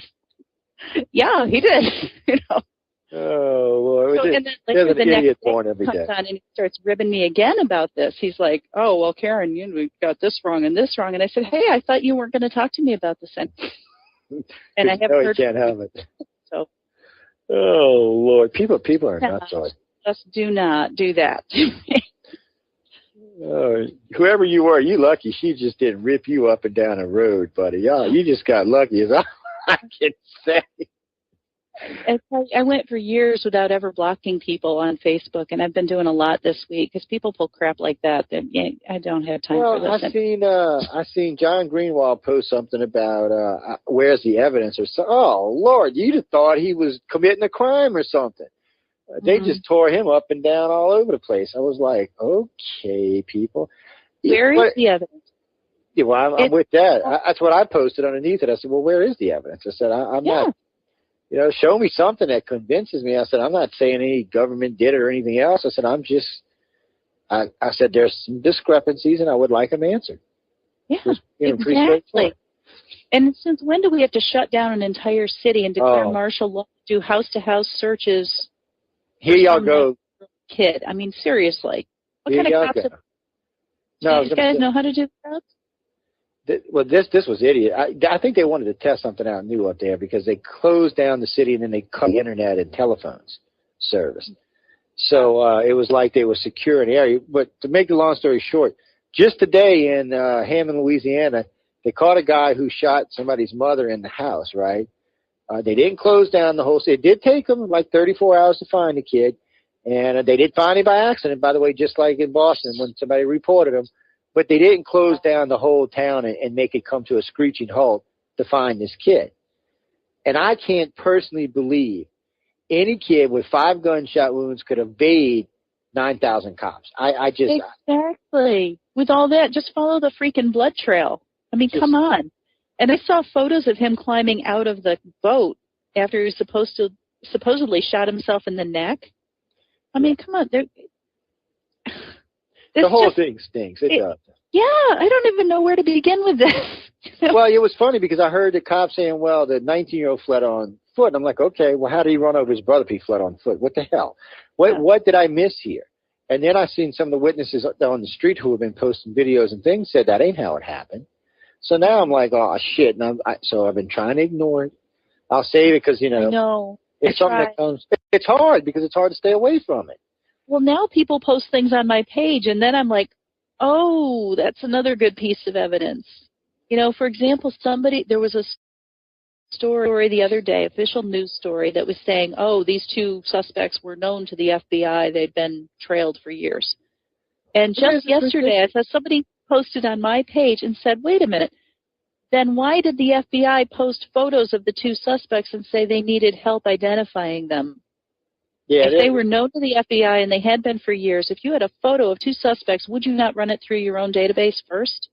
Well, this is what I figure. Whoever was running the FBI investigation, because from what I was told by a pretty reliable source 3 years ago, and Linda confirmed that by hearing it on the news, and then a good friend of mine was telling me about the Israelis had told them 6 months ago. So they've been told by the Russians and the Israelis twice. So somehow or another, the FBI drops the ball completely. And wait. And on top of all of that, someone planted a bomb on the finish line, and no one noticed. Now, I got to be honest with you. I live in New Orleans, and there's a lot of people come down here, 3, 4 million, sometimes 5 million people from Mardi Gras. And our cops have this thing they do. They walk up and down the streets and up and down the mediums to see what's setting out there, because there's a lot of ice chests and coolers and stuff like that. So they're actually walking and looking as they walk past stuff to identify anywhere that there's going to be politicians or movie stars or any big groups or clusters of people, like where the mayor speaks. They double up the cops and they push everyone away with gates, and then they keep circling the area to make sure nothing's set on the streets. So Boston's about twice the size of the city of New Orleans, with about 3 times the police department, but yet can't manage to even do that. Yeah. I was, frankly, whoever their police chief is should be canned. Whoever he is should be canned, plain and simple. He should have been canned day one. And whoever ran the FBI investigation should also be canned. Oh, wait, who's joining us there, caller? Who's that? Hey, what's up, Joe? Hey, it's Jason. What's up, eh? Hey. Hey. Oh, and Karen, like I said in the room earlier, I really got to give you credit. It seems like apparently there's me, there's a couple of other people, and there's you who seem to be a little bit upset that America is acting like a bunch of sissies because something happened where 4 people died. I mean, I went off on this. I went off on this on News on the Flip Side last Saturday for a little while, but I think I was a little bit too upset and my argument didn't come out as coherent as I wanted it to, because, I mean, my God, like, especially this whole thing. You've got an entire city. I read an article about it, and I was already thinking this, and it made good sense. You've got somebody here that spent a couple of $100 on explosives and killed a minor amount of people. Well, this guy just took like $2 $50, less than pipe bombs, more or less, and he shut down an entire city for a day. There are estimates that shutting down Boston for a day cost $1 billion. I mean, I'd say that's one hell of a good investment on your return. But think about it. It's the lesson they just taught every little up-and-coming terrorist. Oh, look, one idiot with a bomb can stop a whole city. So if y'all live in places like New York or Philadelphia or maybe Los Angeles, I would be thinking about attending any public events. Because all this did was teach every upcoming terrorist, well, look at this. One little bomb and they shut down the whole city. Oh, sorry, God, a 19-year-old wounded kid. I mean, they're trying to spread fear, and they're trying to break up communities. Wait, I'm sorry, I was talking right over you, and I don't know. Well, y'all were stepping on each other. I don't think y'all could hear each other. So Karen, finish what you were saying. Go ahead, Karen. Yeah. Well, no, I think part of the reason, I don't know who was behind the actual initial bombing. Okay, maybe it was a total inside job right from square one, or maybe some guy did it and then, you know, the Boston government or the federal government stepped in and used it. But I think they're trying to split everybody. They're trying to break up communities and make us afraid to go out in public and meet our neighbors and spend time with our neighbors, because this is happening more and more. You know, you get things like the Boston Marathon where you get people just coming out in the street, having a nice day, being with each other, and now everybody's afraid to do that. Exactly, you know, Karen. That's what I wanted to talk about. And this is what really upset me is immediately after, and it's like the next day, I'm watching some of the coverage on the mainstream media. You know, I'm flipping back and forth between CNN, Fox, NBC to see what's going on. And they all ran stories at about the same time about the new trend of cocooning. And they bring on their newscasters and they tell you that it's okay for, well, first off, they interview a bunch of people from like New York, LA, you know, all their little branch offices and everything. And they're like, well, what's your reaction to this? And they show a bunch of people getting there in front of the camera. It's like, I'm so scared. I'm afraid to go out in public. And I'm afraid it's going to be me next time. It's like, okay, look, you know, you're more statistically likely to win the lottery or be killed by lightning than you are to be injured or killed in a terrorist attack. But they talk about this cocooning, bringing on all these people, saying how scared they are, and they just want to cower in their homes in fear. And then they bring on the psychologists that sit there and explain to you why it's okay for you to feel like this, and why you should want to cocoon, and why that's a normal expectation. And I was like, Jesus Christ, what the hell is wrong with you people? Look, at the same time this was going on, an earthquake killed like 100 people in China. Terrorist bombs killed like 55 people over in Iraq. I mean, you know, the earth has killed more people than this little terror attack has, and everybody's freaking out, acting like the world's over. Now, like I said in text earlier, if the ghost of Thomas Jefferson came back, he would be so pissed off, and his pimp hand would be so tired because he would be slapping the piss out of everybody.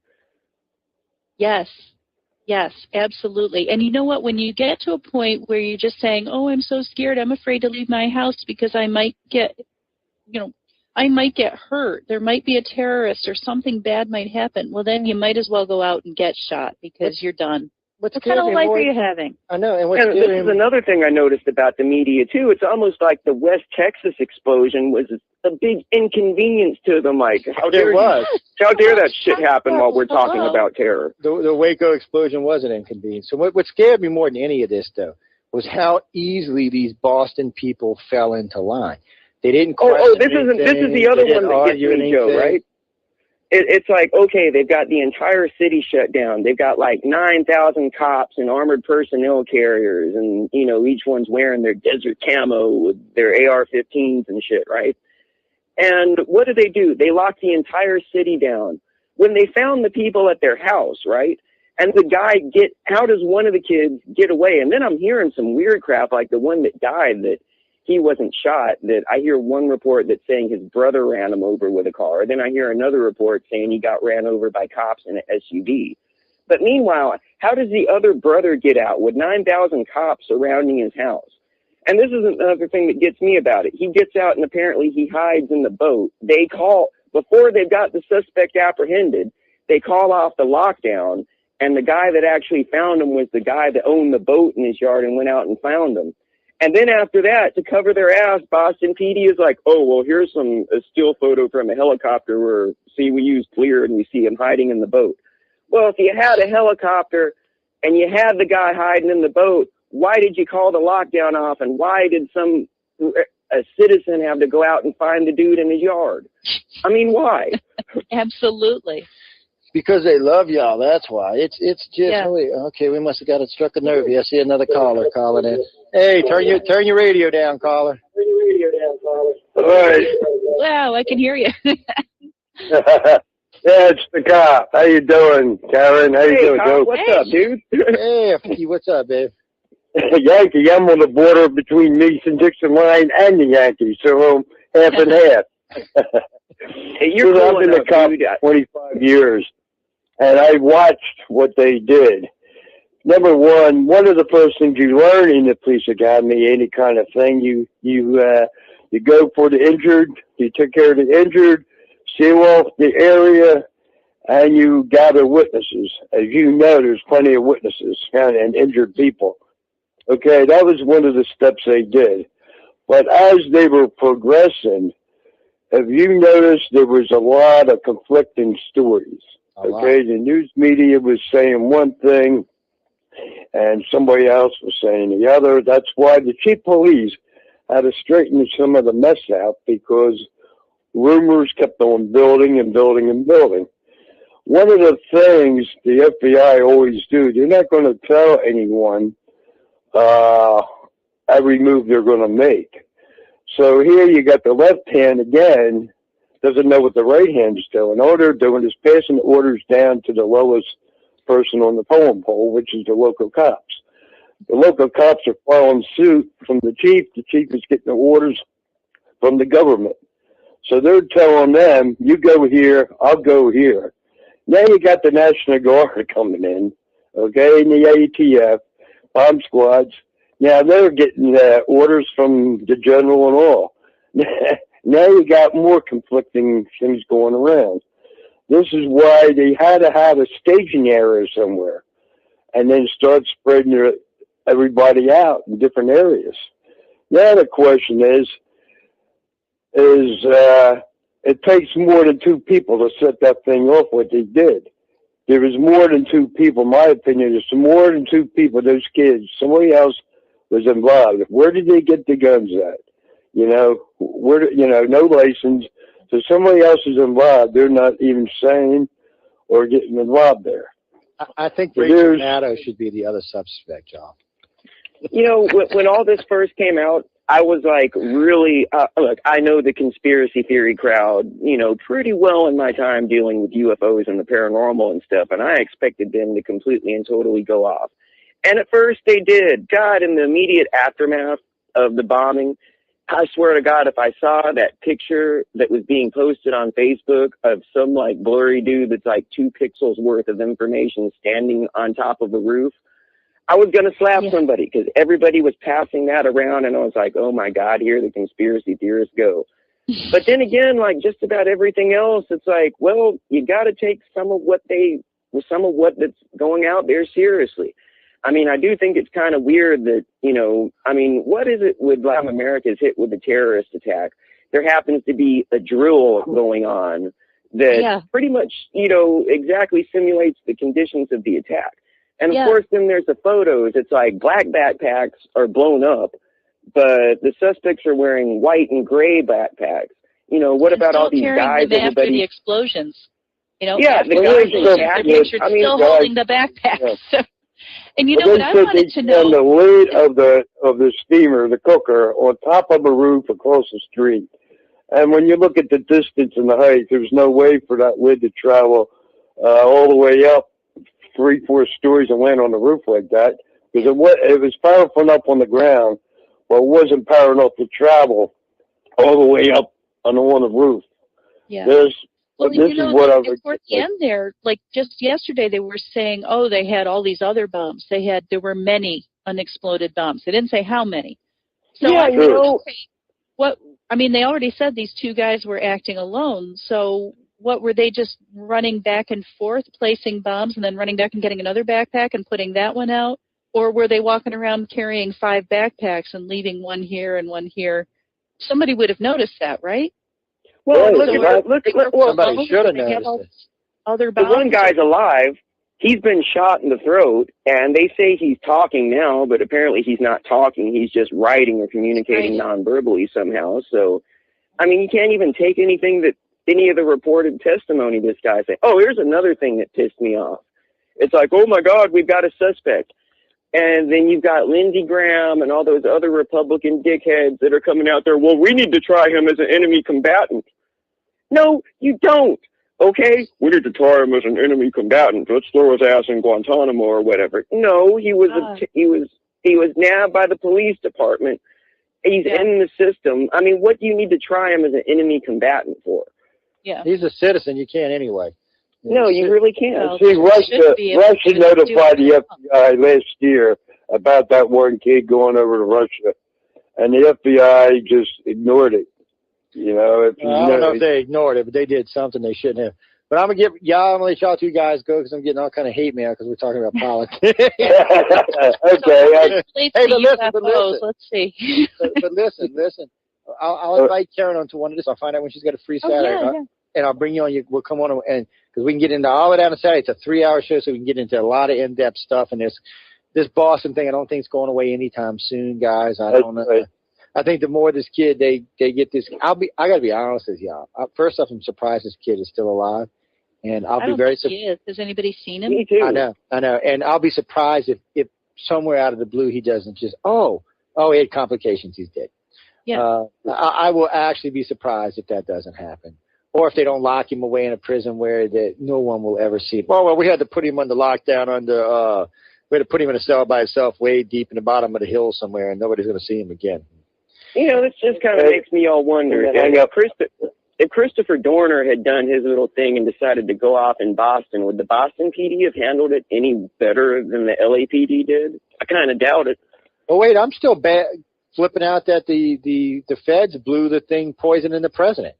I'm thinking, wait a minute. Y'all supposed to be the best Secret Service on the planet, and y'all arrested the wrong guy. Come on. Well, yeah. I mean, basically, from what I've read about it, is the guy was named like Kevin something with a C, and the only thing that they had in one of the letters was like, "We're going to kill you, Obama," signed KC or something like. And they arrest some poor little. I mean, this dude is down in Mississippi, right? He's an Elvis impersonator, and the next thing he knows, I mean, FBI's acting like he tried to kill the president, and who would take that seriously anyway? Anybody in their right mind that would consider trying to kill a senator or president by something in the mail has to know that they don't open their own damn mail. Oh, one more thing before I get off of here. I got to give Canada their credit for it.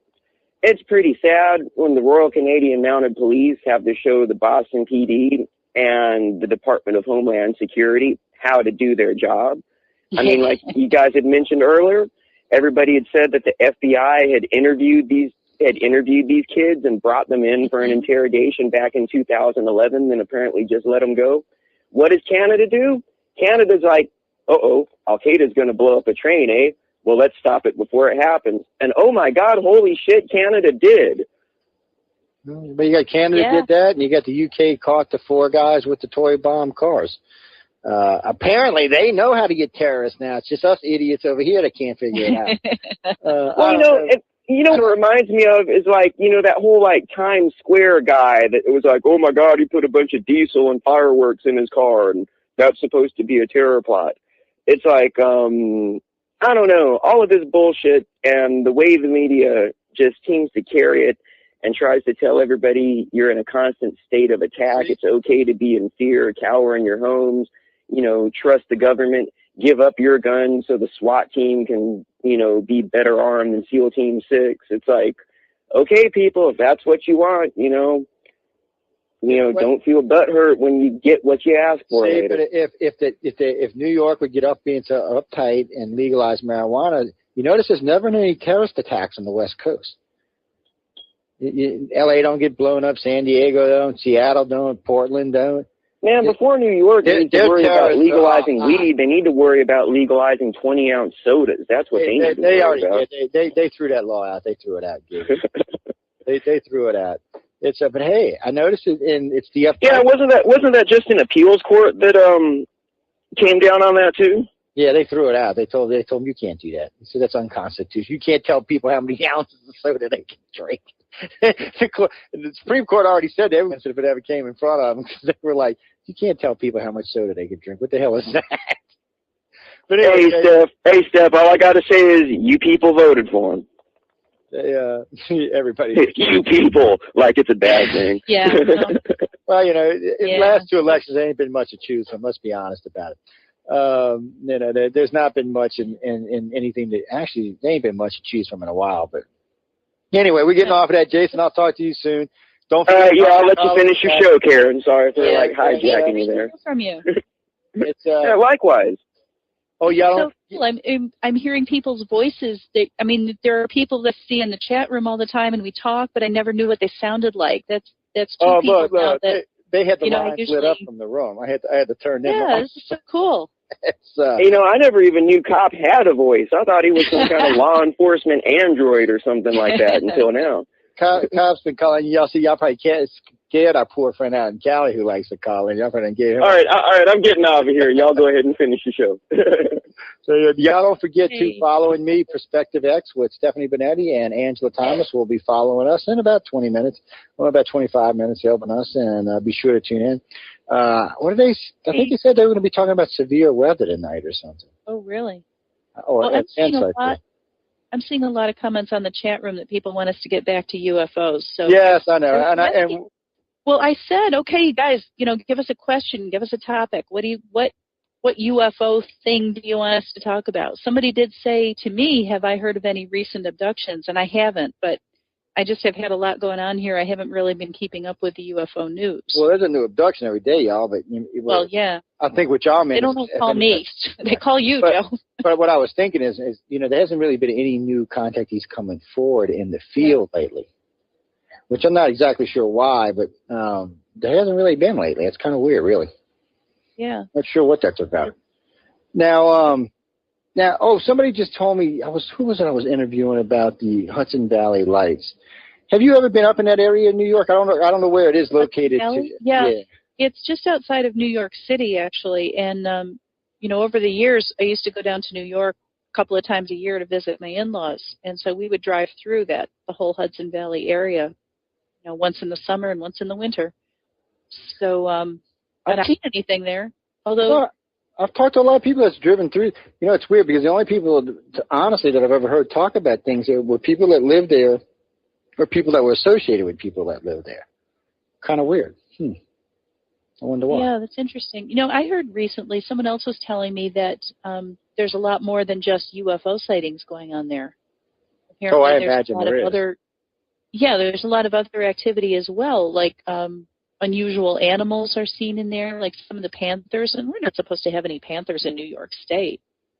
Yeah, I notice in hot spots you'll get other things that happen. A lot of times you get paranormal events that go on, but it's more than that. It's just a lot of weird stuff tends to happen in areas that are considered hot.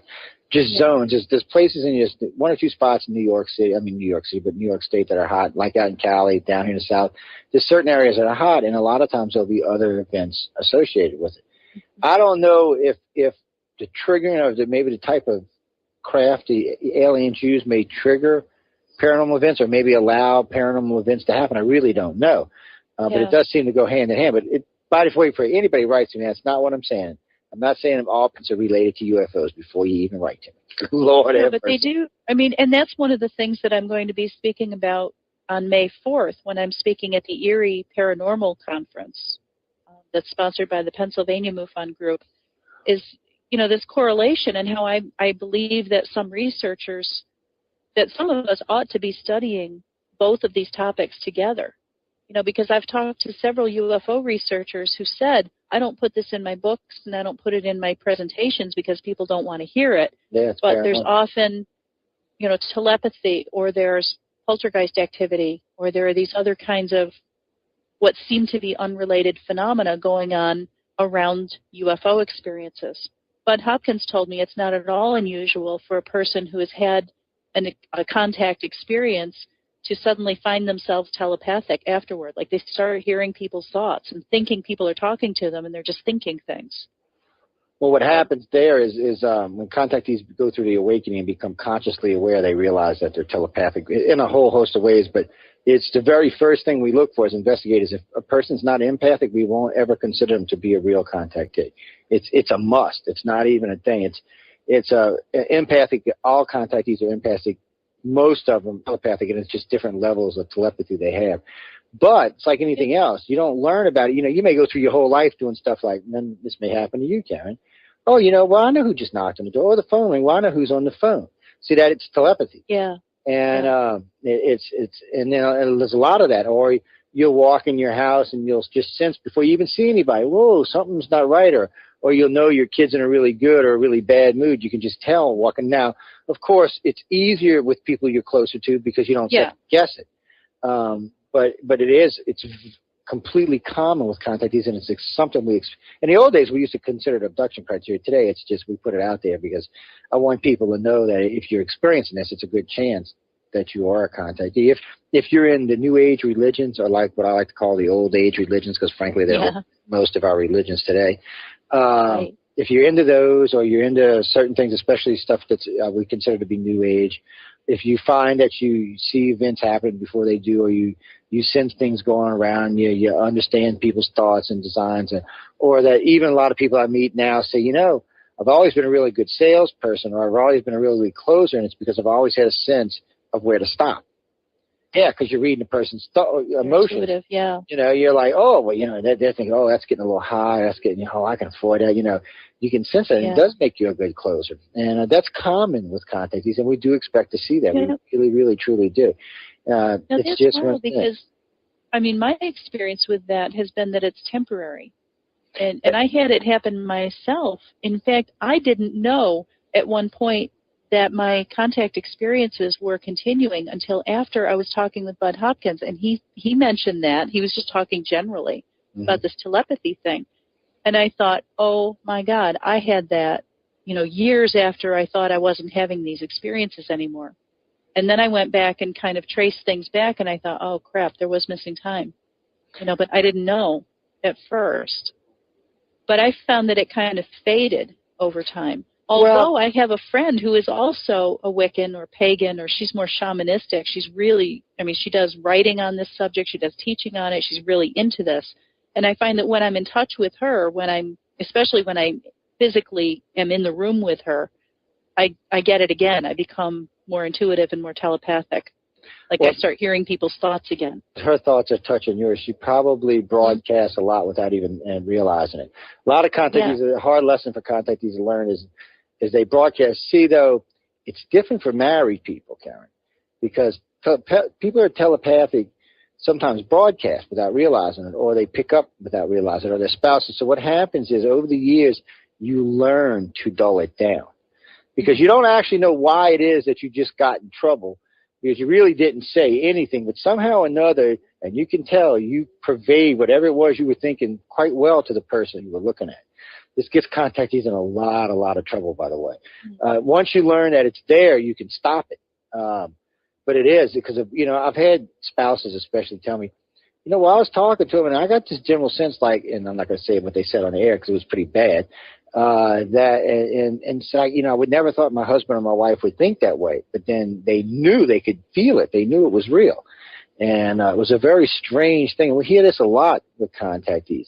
But it's, they do learn to dull it down. And then there's more that if you have children, a lot of times you'll dial it down in your head, because if you become too sensitive, anytime your kids do anything, you sense it, you feel it. Yeah. If you tune into your spouses too much, you sense and feel that too.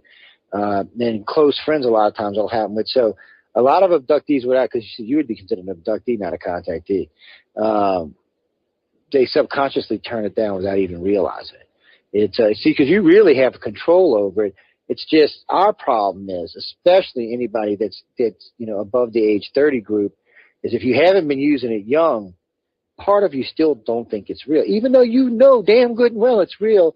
There's a little part of you, maybe it's the Christian part or whatever, deep down, that still makes you think that this may be not real. So you're always kind of hampering your tries when you start. That's why when you get around other contactees or anybody who's very telepathic, which I think anybody's telepathic who's a contactee, it instantly picks back up. Your mind registers it and you sense it. Yeah, because when I'm around this other person that I was telling you about, she has that, and she develops it, and she works and practices and totally believes in it, so it's never damped down around her. And I've found that when we just meet for coffee, for a few days afterward, it works with other people. Like I can hear other people's thoughts after I've seen her for an afternoon. Yeah, you'll let it go for a while in your head. Yeah. Part of that too is if you're hearing things or you're sensing things that you really don't want to deal with, you'll instantly subconsciously start toning it back down. And most contactees or most abductees usually will keep their senses dulled to, I would say, about 10 to 12% of what they actually can do. And it has a lot to do with just life, and life being a general pain in the ass. It really does. And it's a shame, but it is. Now, for a lot of people, though, once they realize they got it and they start to use it, once you realize that you can control parts of it. Like, in other words, you start trusting your senses when you're talking with somebody, going, well, I'm telling this person, but this is not the sense I'm getting, or I think this person's lying or whatever. Once you start paying more and more attention to that, and it starts panning out each time, of course, it just builds confidence and you get better at it. But you also learn that you can tone it down. If you get into a crowd, this is something early on that used to bother me with contactees, and we've learned how to handle it over the years. But a lot of abductees, especially ones coming into the awakening period, will find yourself like in a room full of people. And all of a sudden, for no reason, just start crying or get very emotional, either happy or sad. And what it is they're actually sensing someone else's emotions. But in the same aspect, I've actually seen them. We've actually tested this, where they have walked in a room, 20, 30 people. We tried this at the X Conference, by the way, with several big-name ufologists. It worked quite well. Yeah. And I brought them into a room, and the person was really, really sad, really, really upset, made yourself that way intentionally, walked into that room, even though everybody was high energy in there within 15 minutes. Everybody had their heads down, walking around like somebody just shot their dog or something. Oh, wow. And so it's one of the things you got to teach them early on. They have to learn how to turn it up and off and control it, because if not, it'll control you, basically. It does make you make decisions, because you never know. You'll get mad. I've seen contactees just get mad, just like, what the beep, and just lose it. And, now that's interesting. And I know, there are times when I feel emotions and I feel like, where did that come from? And I feel like totally overwhelmed by an emotion, and I don't know why. Well, that's I'll what it is. That's driving home from work, and all of a sudden I feel like crying, and I'm like, why? What was that?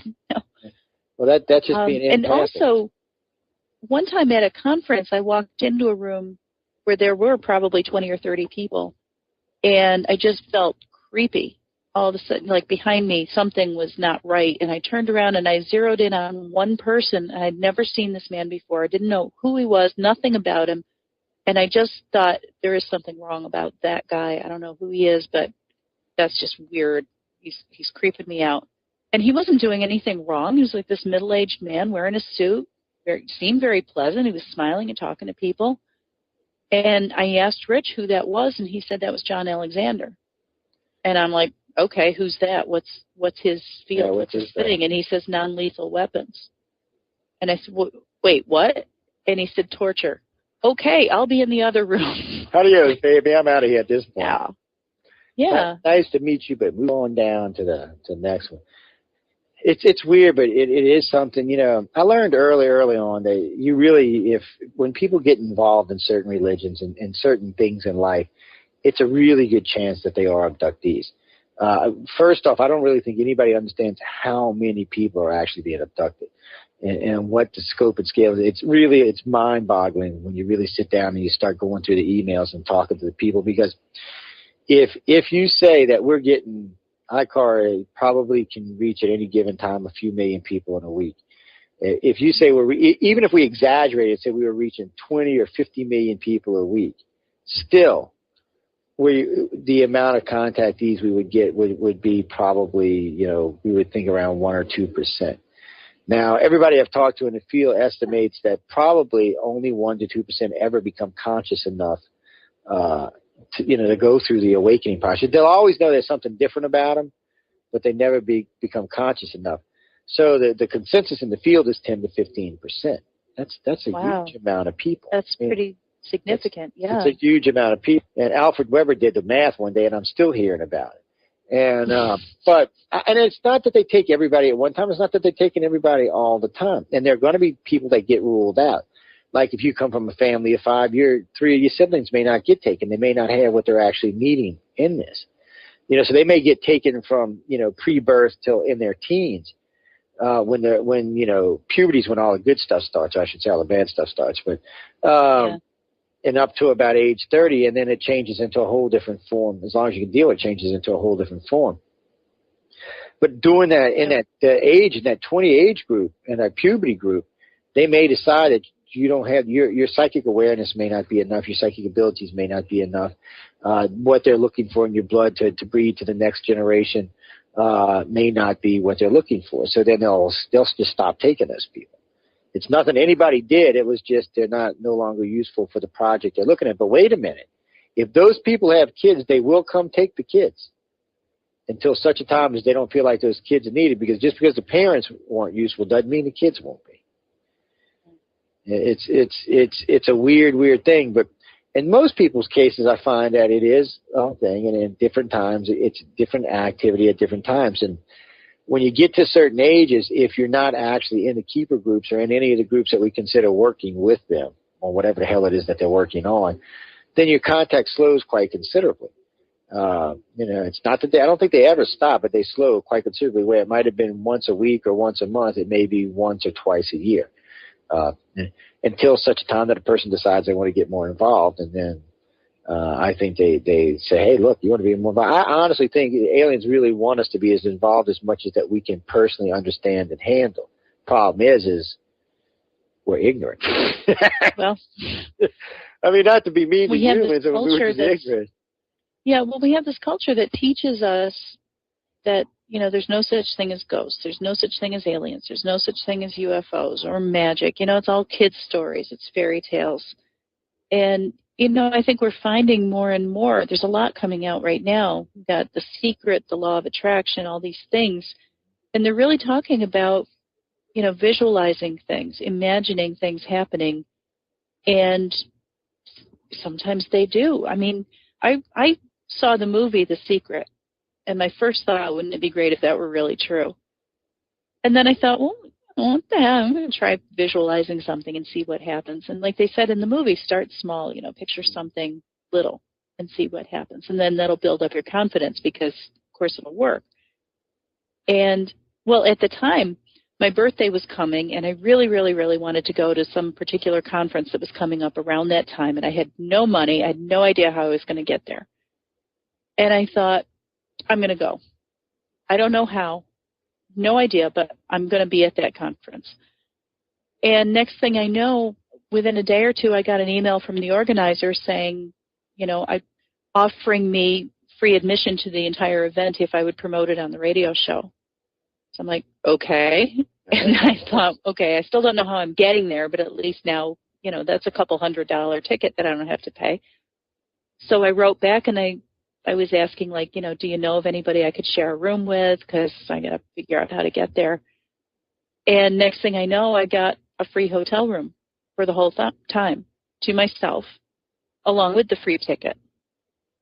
And she was surprised, too. She's like, well, I talked to the hotel manager, and turns out they had rooms, and they were comping us, and so here you go. Here's one. Right. And, and things just kept falling into place, and I ended up being there, and I had a great time. And things just happened. I just decided, okay, I'm going to be there. And all of a sudden, it was just like in the movie The Secret, they said the universe will just make it happen. It was like this whole thing just fell in my lap. It was so weird. But now I'm like, yeah, okay, it works, And people say, well, I don't think it does work because it doesn't work every single time. And I'll say, okay, when you play baseball, every time you swing the ball or swing the bat, do you hit the ball? Do you hit a home run every single time? And they're like, well, no, of course not. And I said, okay, so by your logic, that means no one ever could. I mean, that's what you're telling me. And it's, you use this visualization stuff. Sometimes it doesn't work. Sometimes, you didn't do it right, or you were thinking about something else, or it really wasn't the best thing to happen for whatever reason. And you might not want it enough. It's a lot of that stuff. It might be something, you kind of want, but not want enough. I definitely think you can force things to happen, unfortunately. Mm-hmm. Unfortunately. It's a good and a bad thing, because I think sometimes people will concentrate on something bad, unfortunately, and cause something to happen. But it works that way too. But. Yeah, it just does. But hey, I tell people, it's a good thing to learn. Try to access, because humans especially Americans, we hold ourselves so tight and everything's so inside, and really there's a whole other world out there to explore, a whole other realm of senses that most people just don't even know exist. And whether everybody on the planet's got telepathic or not, if it's just a contactees, we can argue about that for days. Regardless, you should still try, because you never know. And hell, you might be a contactee and not know it, and when you find out you're empathic, you might start sensing it. I'll tell you a little secret, too. Contactees sense each other quite easily. Even contactees, abductees that don't know they're abductees will become friends out of the blue. There'll be places, and all of a sudden they just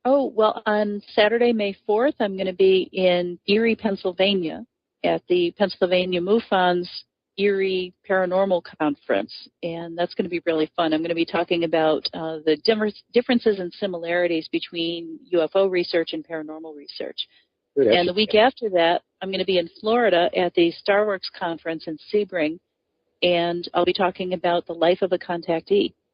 So for more information on that one, go to starworksusa.com. And I'm going to be back here on the Paranormal Radio Network Friday night talking with paranormal investigator Matt Moniz. And then you're going to be off too after that, because I know you're going to be down in Florida. Anyway, I'll catch all of y'all up on one of the shows in the upcoming future. We're going to get out of here and turn this over to the ladies. Angela and Stephanie will be taking over the mics here in a few minutes. Y'all watch them. They are tough guys. I mean, man. They kind of scare me a little bit. But anyway, we're going to get out of here. I hope everybody enjoyed this tonight. Thanks, everybody. Oh, thank you, Ken. I had a great time. Even whatever time. I always like talking to Ken. She's a lot of fun to talk to. And, well, you're just fun to talk to. And you can talk a wide range of topics, which I really like, because some of my fellow ufologists who I love cannot talk a wide range of topics. They actually get aggravated with you. Oh. They're like, excuse me, can we stay on topic, Joe? No, I've got that little ADD thing. I hop around. So no. All right. Well, I could go for a Superbird, but anyway, on that note, ladies and gentlemen, we're going to get out of here. Everybody have a great night. Hang out for Stephanie and Angela on Perspective X. And guys, look, enjoy your lives a little bit. Have some fun. Don't let them scare you to death. Get out and have some fun. You only live once. Well, twice or three times. But anyway, enjoy whatever time you're living. Good night, everybody.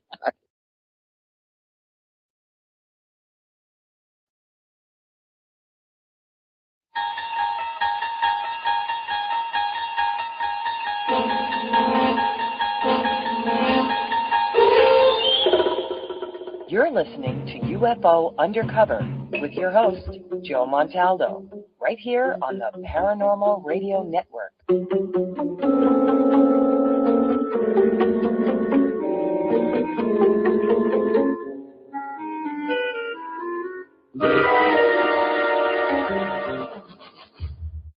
I'm through with standing in line. The clubs I'll never get in. It's like the bottom of the ninth, and I'm never gonna win.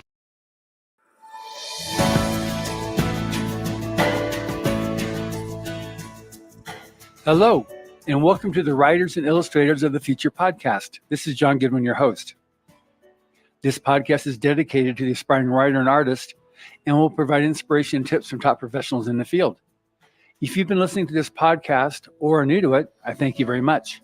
I would also appreciate it if you took a moment to follow on whatever platform you use to listen to your podcasts. Writers and Illustrators of the Future is one of the longest running writing competitions in the world, now celebrating 4 decades of providing a helping hand as initially conceived by L. Ron Hubbard. I also want to let you know that the Writers of the Future volumes are available in bookstores throughout the U.S., Canada, the UK, South Africa, and Australia, as well as through all major online retailers. Today's guest is Mark Leslie, a co-founder of the Superstars Writing Seminars, and we are here in Colorado Springs for the 2024 Superstars Conference. Mark has been a guest on this podcast a few times in the past. Mark, by his own admission, is a writer, author coach, speaker, podcaster, publisher, and all-around book nerd. He has been a good friend for probably 2 decades and was a keynote speaker for Writers of the Future when he was an exec at Kobo, one of his several past lives. Welcome, Mark. John, always great to see you. Great, thanks. And as has been well established, I'm a serious fan of your Canadian Werewolf series and just finished volume 6. I'll slip you the $50 later. Thank you. Sure.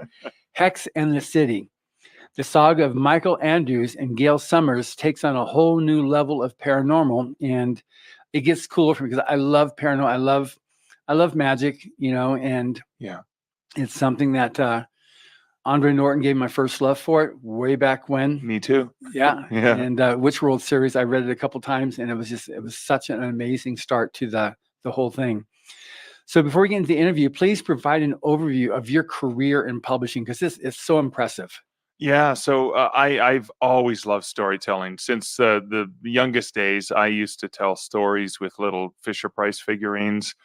I later on discovered the magic of doing little stick figure cartoons. And the magic was the story wasn't just in my head anymore. It was something I could put on a piece of paper and somebody else could appreciate it at a later date. As we Right. know Yeah. of legacy writers whose words are still here to this day. And then I discovered my mom's old Underwood typewriter under a dust cover in the back closet. And I hammered out my very first novel at the age of 13. A horrible novel, but A novel. to me, it was an epic fantasy Dungeons and Dragons style adventure. And I started writing speculative fiction, horror, stuff like that. And I got my first rejection at the age of 15. And I realized it was like this really nasty horror story to CBC Radio, a radio contest for young writers. And they're like NPR in Canada. And I realized that if I actually did any market research, I would have realized that no, literary stories work, not horror. Right. And so that's just been my life. I went into book selling.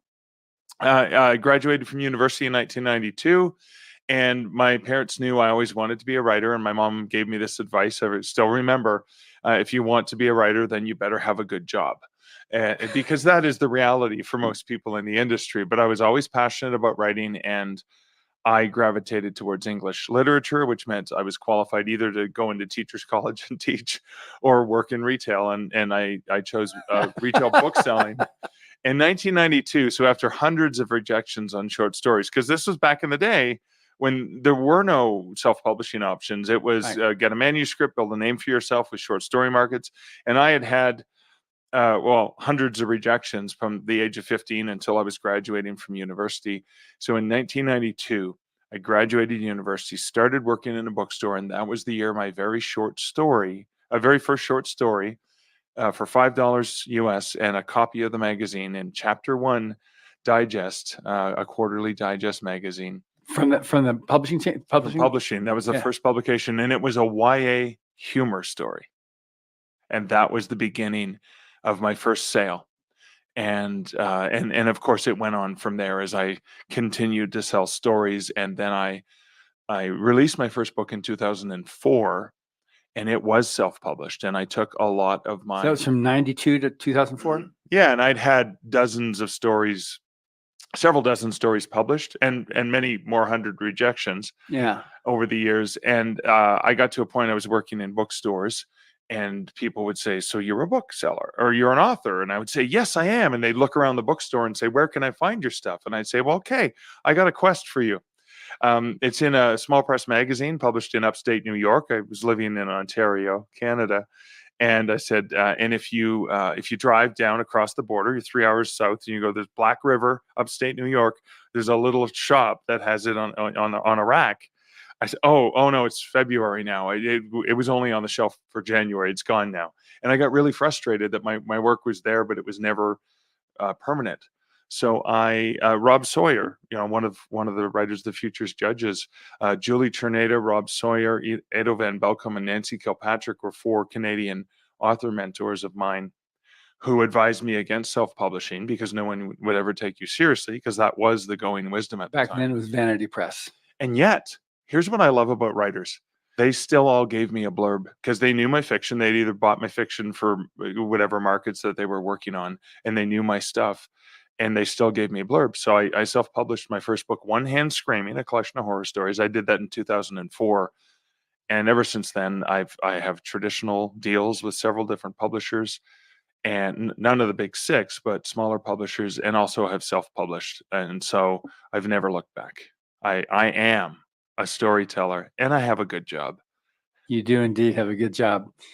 So you've got going from short story to a novel, because Canadian, it started as a short story, right? Yeah, Canadian Werewolf in New York was a 10,000-word story originally written for a market that was, I think it was called The Monster Within, or The Man Behind the Monster. And they wanted stories about like Jekyll and Hyde or whatever, but they wanted the man, not the monster. They wanted to see the man but beneath the beast. The Beast Within, it might have been called. I'm trying to remember now. Yeah. I didn't get accepted. I got a rejection for it, but I had been working with some friends, I think at Kobo at the time, in Toronto, Canada's answer to Kindle, and a couple of my colleagues who were from New York. And I said, well, this story's set in New York, and I'd written it shortly after my first visit, and I fell in love with the city. And I said, can you just read it to see how realistic, like, did I get things right about the culture and the people? Because you guys live there. And one of them loved it so much. And she started prompting me for more stories. And then I shared this with Sean Costello, a Canadian horror author, who a mentor of mine. And he says, a great story.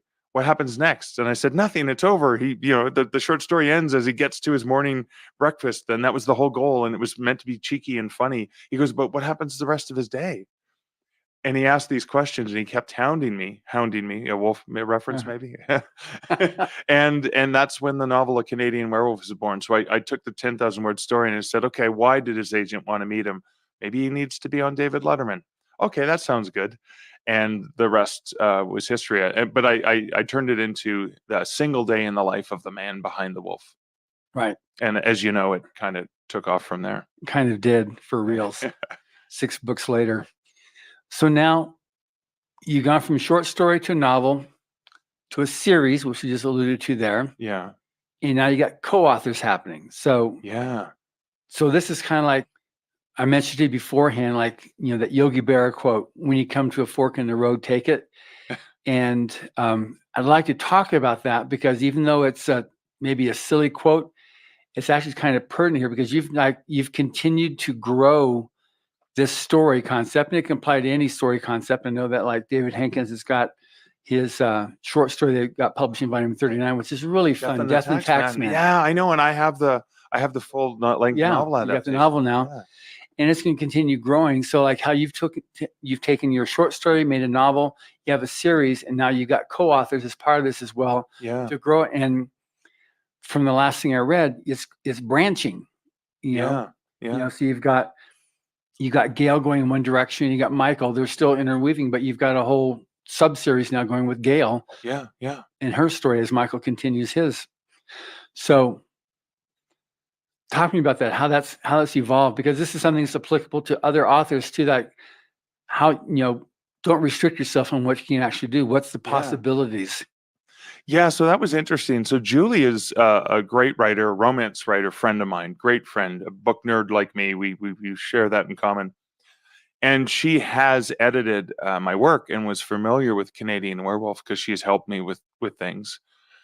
And I went to write the story, which was a backstory to how Gail and Michael and Gail first met and fell in love, because I had readers who liked the tension. Michael was still in love with her, but she didn't want anything to do with him. And they were friends because at least he could have her as a friend, and he took that. And there was that sadness, the Peter Parker loser kind of aspect. Thank you, Stanley. And I tried to write Lover's Moon, and it was initially going to be a short story just for my fans, just to say, here's the story. And I couldn't write Gail. I, like Michael, put Gail up on the highest pedestal. I couldn't reach her, loved her, worshipped the ground she walked on. I couldn't write a proper character, because characters have to have flaws. They have to be real. And Gail was too perfect, because Gail modeled very much on my partner, Liz. I see her perfections, And I talked to Julie and I said, you're very familiar with this series. Would you like to write Gail's point of view? So we wrote it as a duet, chapter by chapter, male point of view, female point of view. That was great. Wonderful story. We talked about that one. And then the next book, Hex in the City, was supposed to be me writing what happens next. And I realized it would be more interesting to have Gail's point of view, because I liked her point of view. Julie brought something new to Gail, a multidimensionality that I could never have done. I loved her even more with her imperfections. And then I reached out to Julie and I said, would you like to write Gail again? And she goes, but I don't write thriller, urban, paranormal thriller stuff. And I go, well, yeah, but you write humor really well, because all of her romance had, and Lover's Moon, romantic comedy, lots of those elements. And I said, I don't think I could ever write Gail the way you did. So I won't be able to write her point of view. I can't. The only way I can do this. And Hex in the City was born. And as we mapped this out and plotted it out, and she learned that she liked writing this action adventure, thriller, humor stuff. That's when we got to the end of Hex in the City, and Gail has to go on a quest separate from Michael. And Julie goes, I would love to. I love Gail so much. Can I write those novels? And I was honored because I want to know what happens. Yeah. And Julie's the one to tell me now. So I think there's a trust, an element of trust. You like a partner that the right editor, the right writing partner to co-author together. That I can take a character that I love and worship so much, and trust Gail, and trust that Julie will do right by Gail. And she pulled some things in Hex in the City, and she was worried as we were round robining the book back and forth, like we wrote it in sequence. Mm-hmm. And she's like waiting for me for this shock thing that happens. She goes, I don't know if you're gonna like this. And I put the manuscript down and I just said, Julie, you blew my mind. I think the readers' minds are going to be blown too. This was phenomenal. And she was worried I was going to be upset and ask her to remove it. So I don't know. I think that the way that branches, like you said, from story to novel to collaboration, and then to see Julie take inspiration in a whole new direction is just, it's magic. Yeah. I mean, that's definitely what it is. But this concept, because we talked about it before on when you come to a fork in the road, take it. And it can be kind of like a very scary proposition, but we talked about the subject of the more you actually learn and become knowledgeable about what you're doing, the more you can know that when you take the fork, you're actually doing the right thing. Yeah. And so I think for a storyteller, somebody wants to get into and to take the next level up on writing, what are some of the safeguards to help ensure that you do take the right fork when you take the fork in the road? Oh yeah, that's a great question. And it's a difficult one because it almost feels like you don't even know if there's a fork there until you start to take it sometimes. Right. And that's when you realize it. And there's a feeling. So if we take, by the way, I was born the same day Yogi Berra, so. Okay, good. So that's very, perfect, even all the more fitting. Very apropos. But also, speaking of forks and roads, the road not taken is also, so if we look at that and just wonder, well, what's down that path? I'm a huge fan of Henry David Thoreau and his walking and exploring and going on these epic journeys on foot. And I equate writing to the very same thing because, looking at, Dean Wesley Smith's, writing into the dark or exploratory writing, oftentimes I don't know where this path is going to take me, but I just take it and see what happens. Sometimes, and this is a tough thing for writers, especially new writers, is sometimes I'll go down a path and I'll realize, oh, no, that didn't work. And I have to, murder your darlings. I have to get rid of that because it was a little element. But advice I would give to writers is you learned in that experience. You go back and you try a different path. And that could also be a bonus content for your diehard fans to say, oh, by the way, I cut this chapter because this thing was supposed to happen, but it's like the deleted scenes in a movie. And the fans may want that because it's exciting. Oh, this could have happened. This was the alternate ending or whatever. So not only is that a valuable experience of learning as a writer, and every word you lay on paper is a valuable experience because you're getting better and better as you go. Maybe that content could be leveraged in some other way. I'm a big fan of recycling my own work. Good, yeah. So, like I mentioned to you when we were talking about before coming into this, I really didn't see where Hex in the City was going. It was a bit, definitely a surprise, and it's very obvious that there's new stories following it. It definitely was not an end. You had a good conclusion to that what was happening right there, and your denouement was fine, but then you just had that question at the very end. It goes, oh man, yeah, you can't not, you've got to read the next book now. Yeah. So on that then, so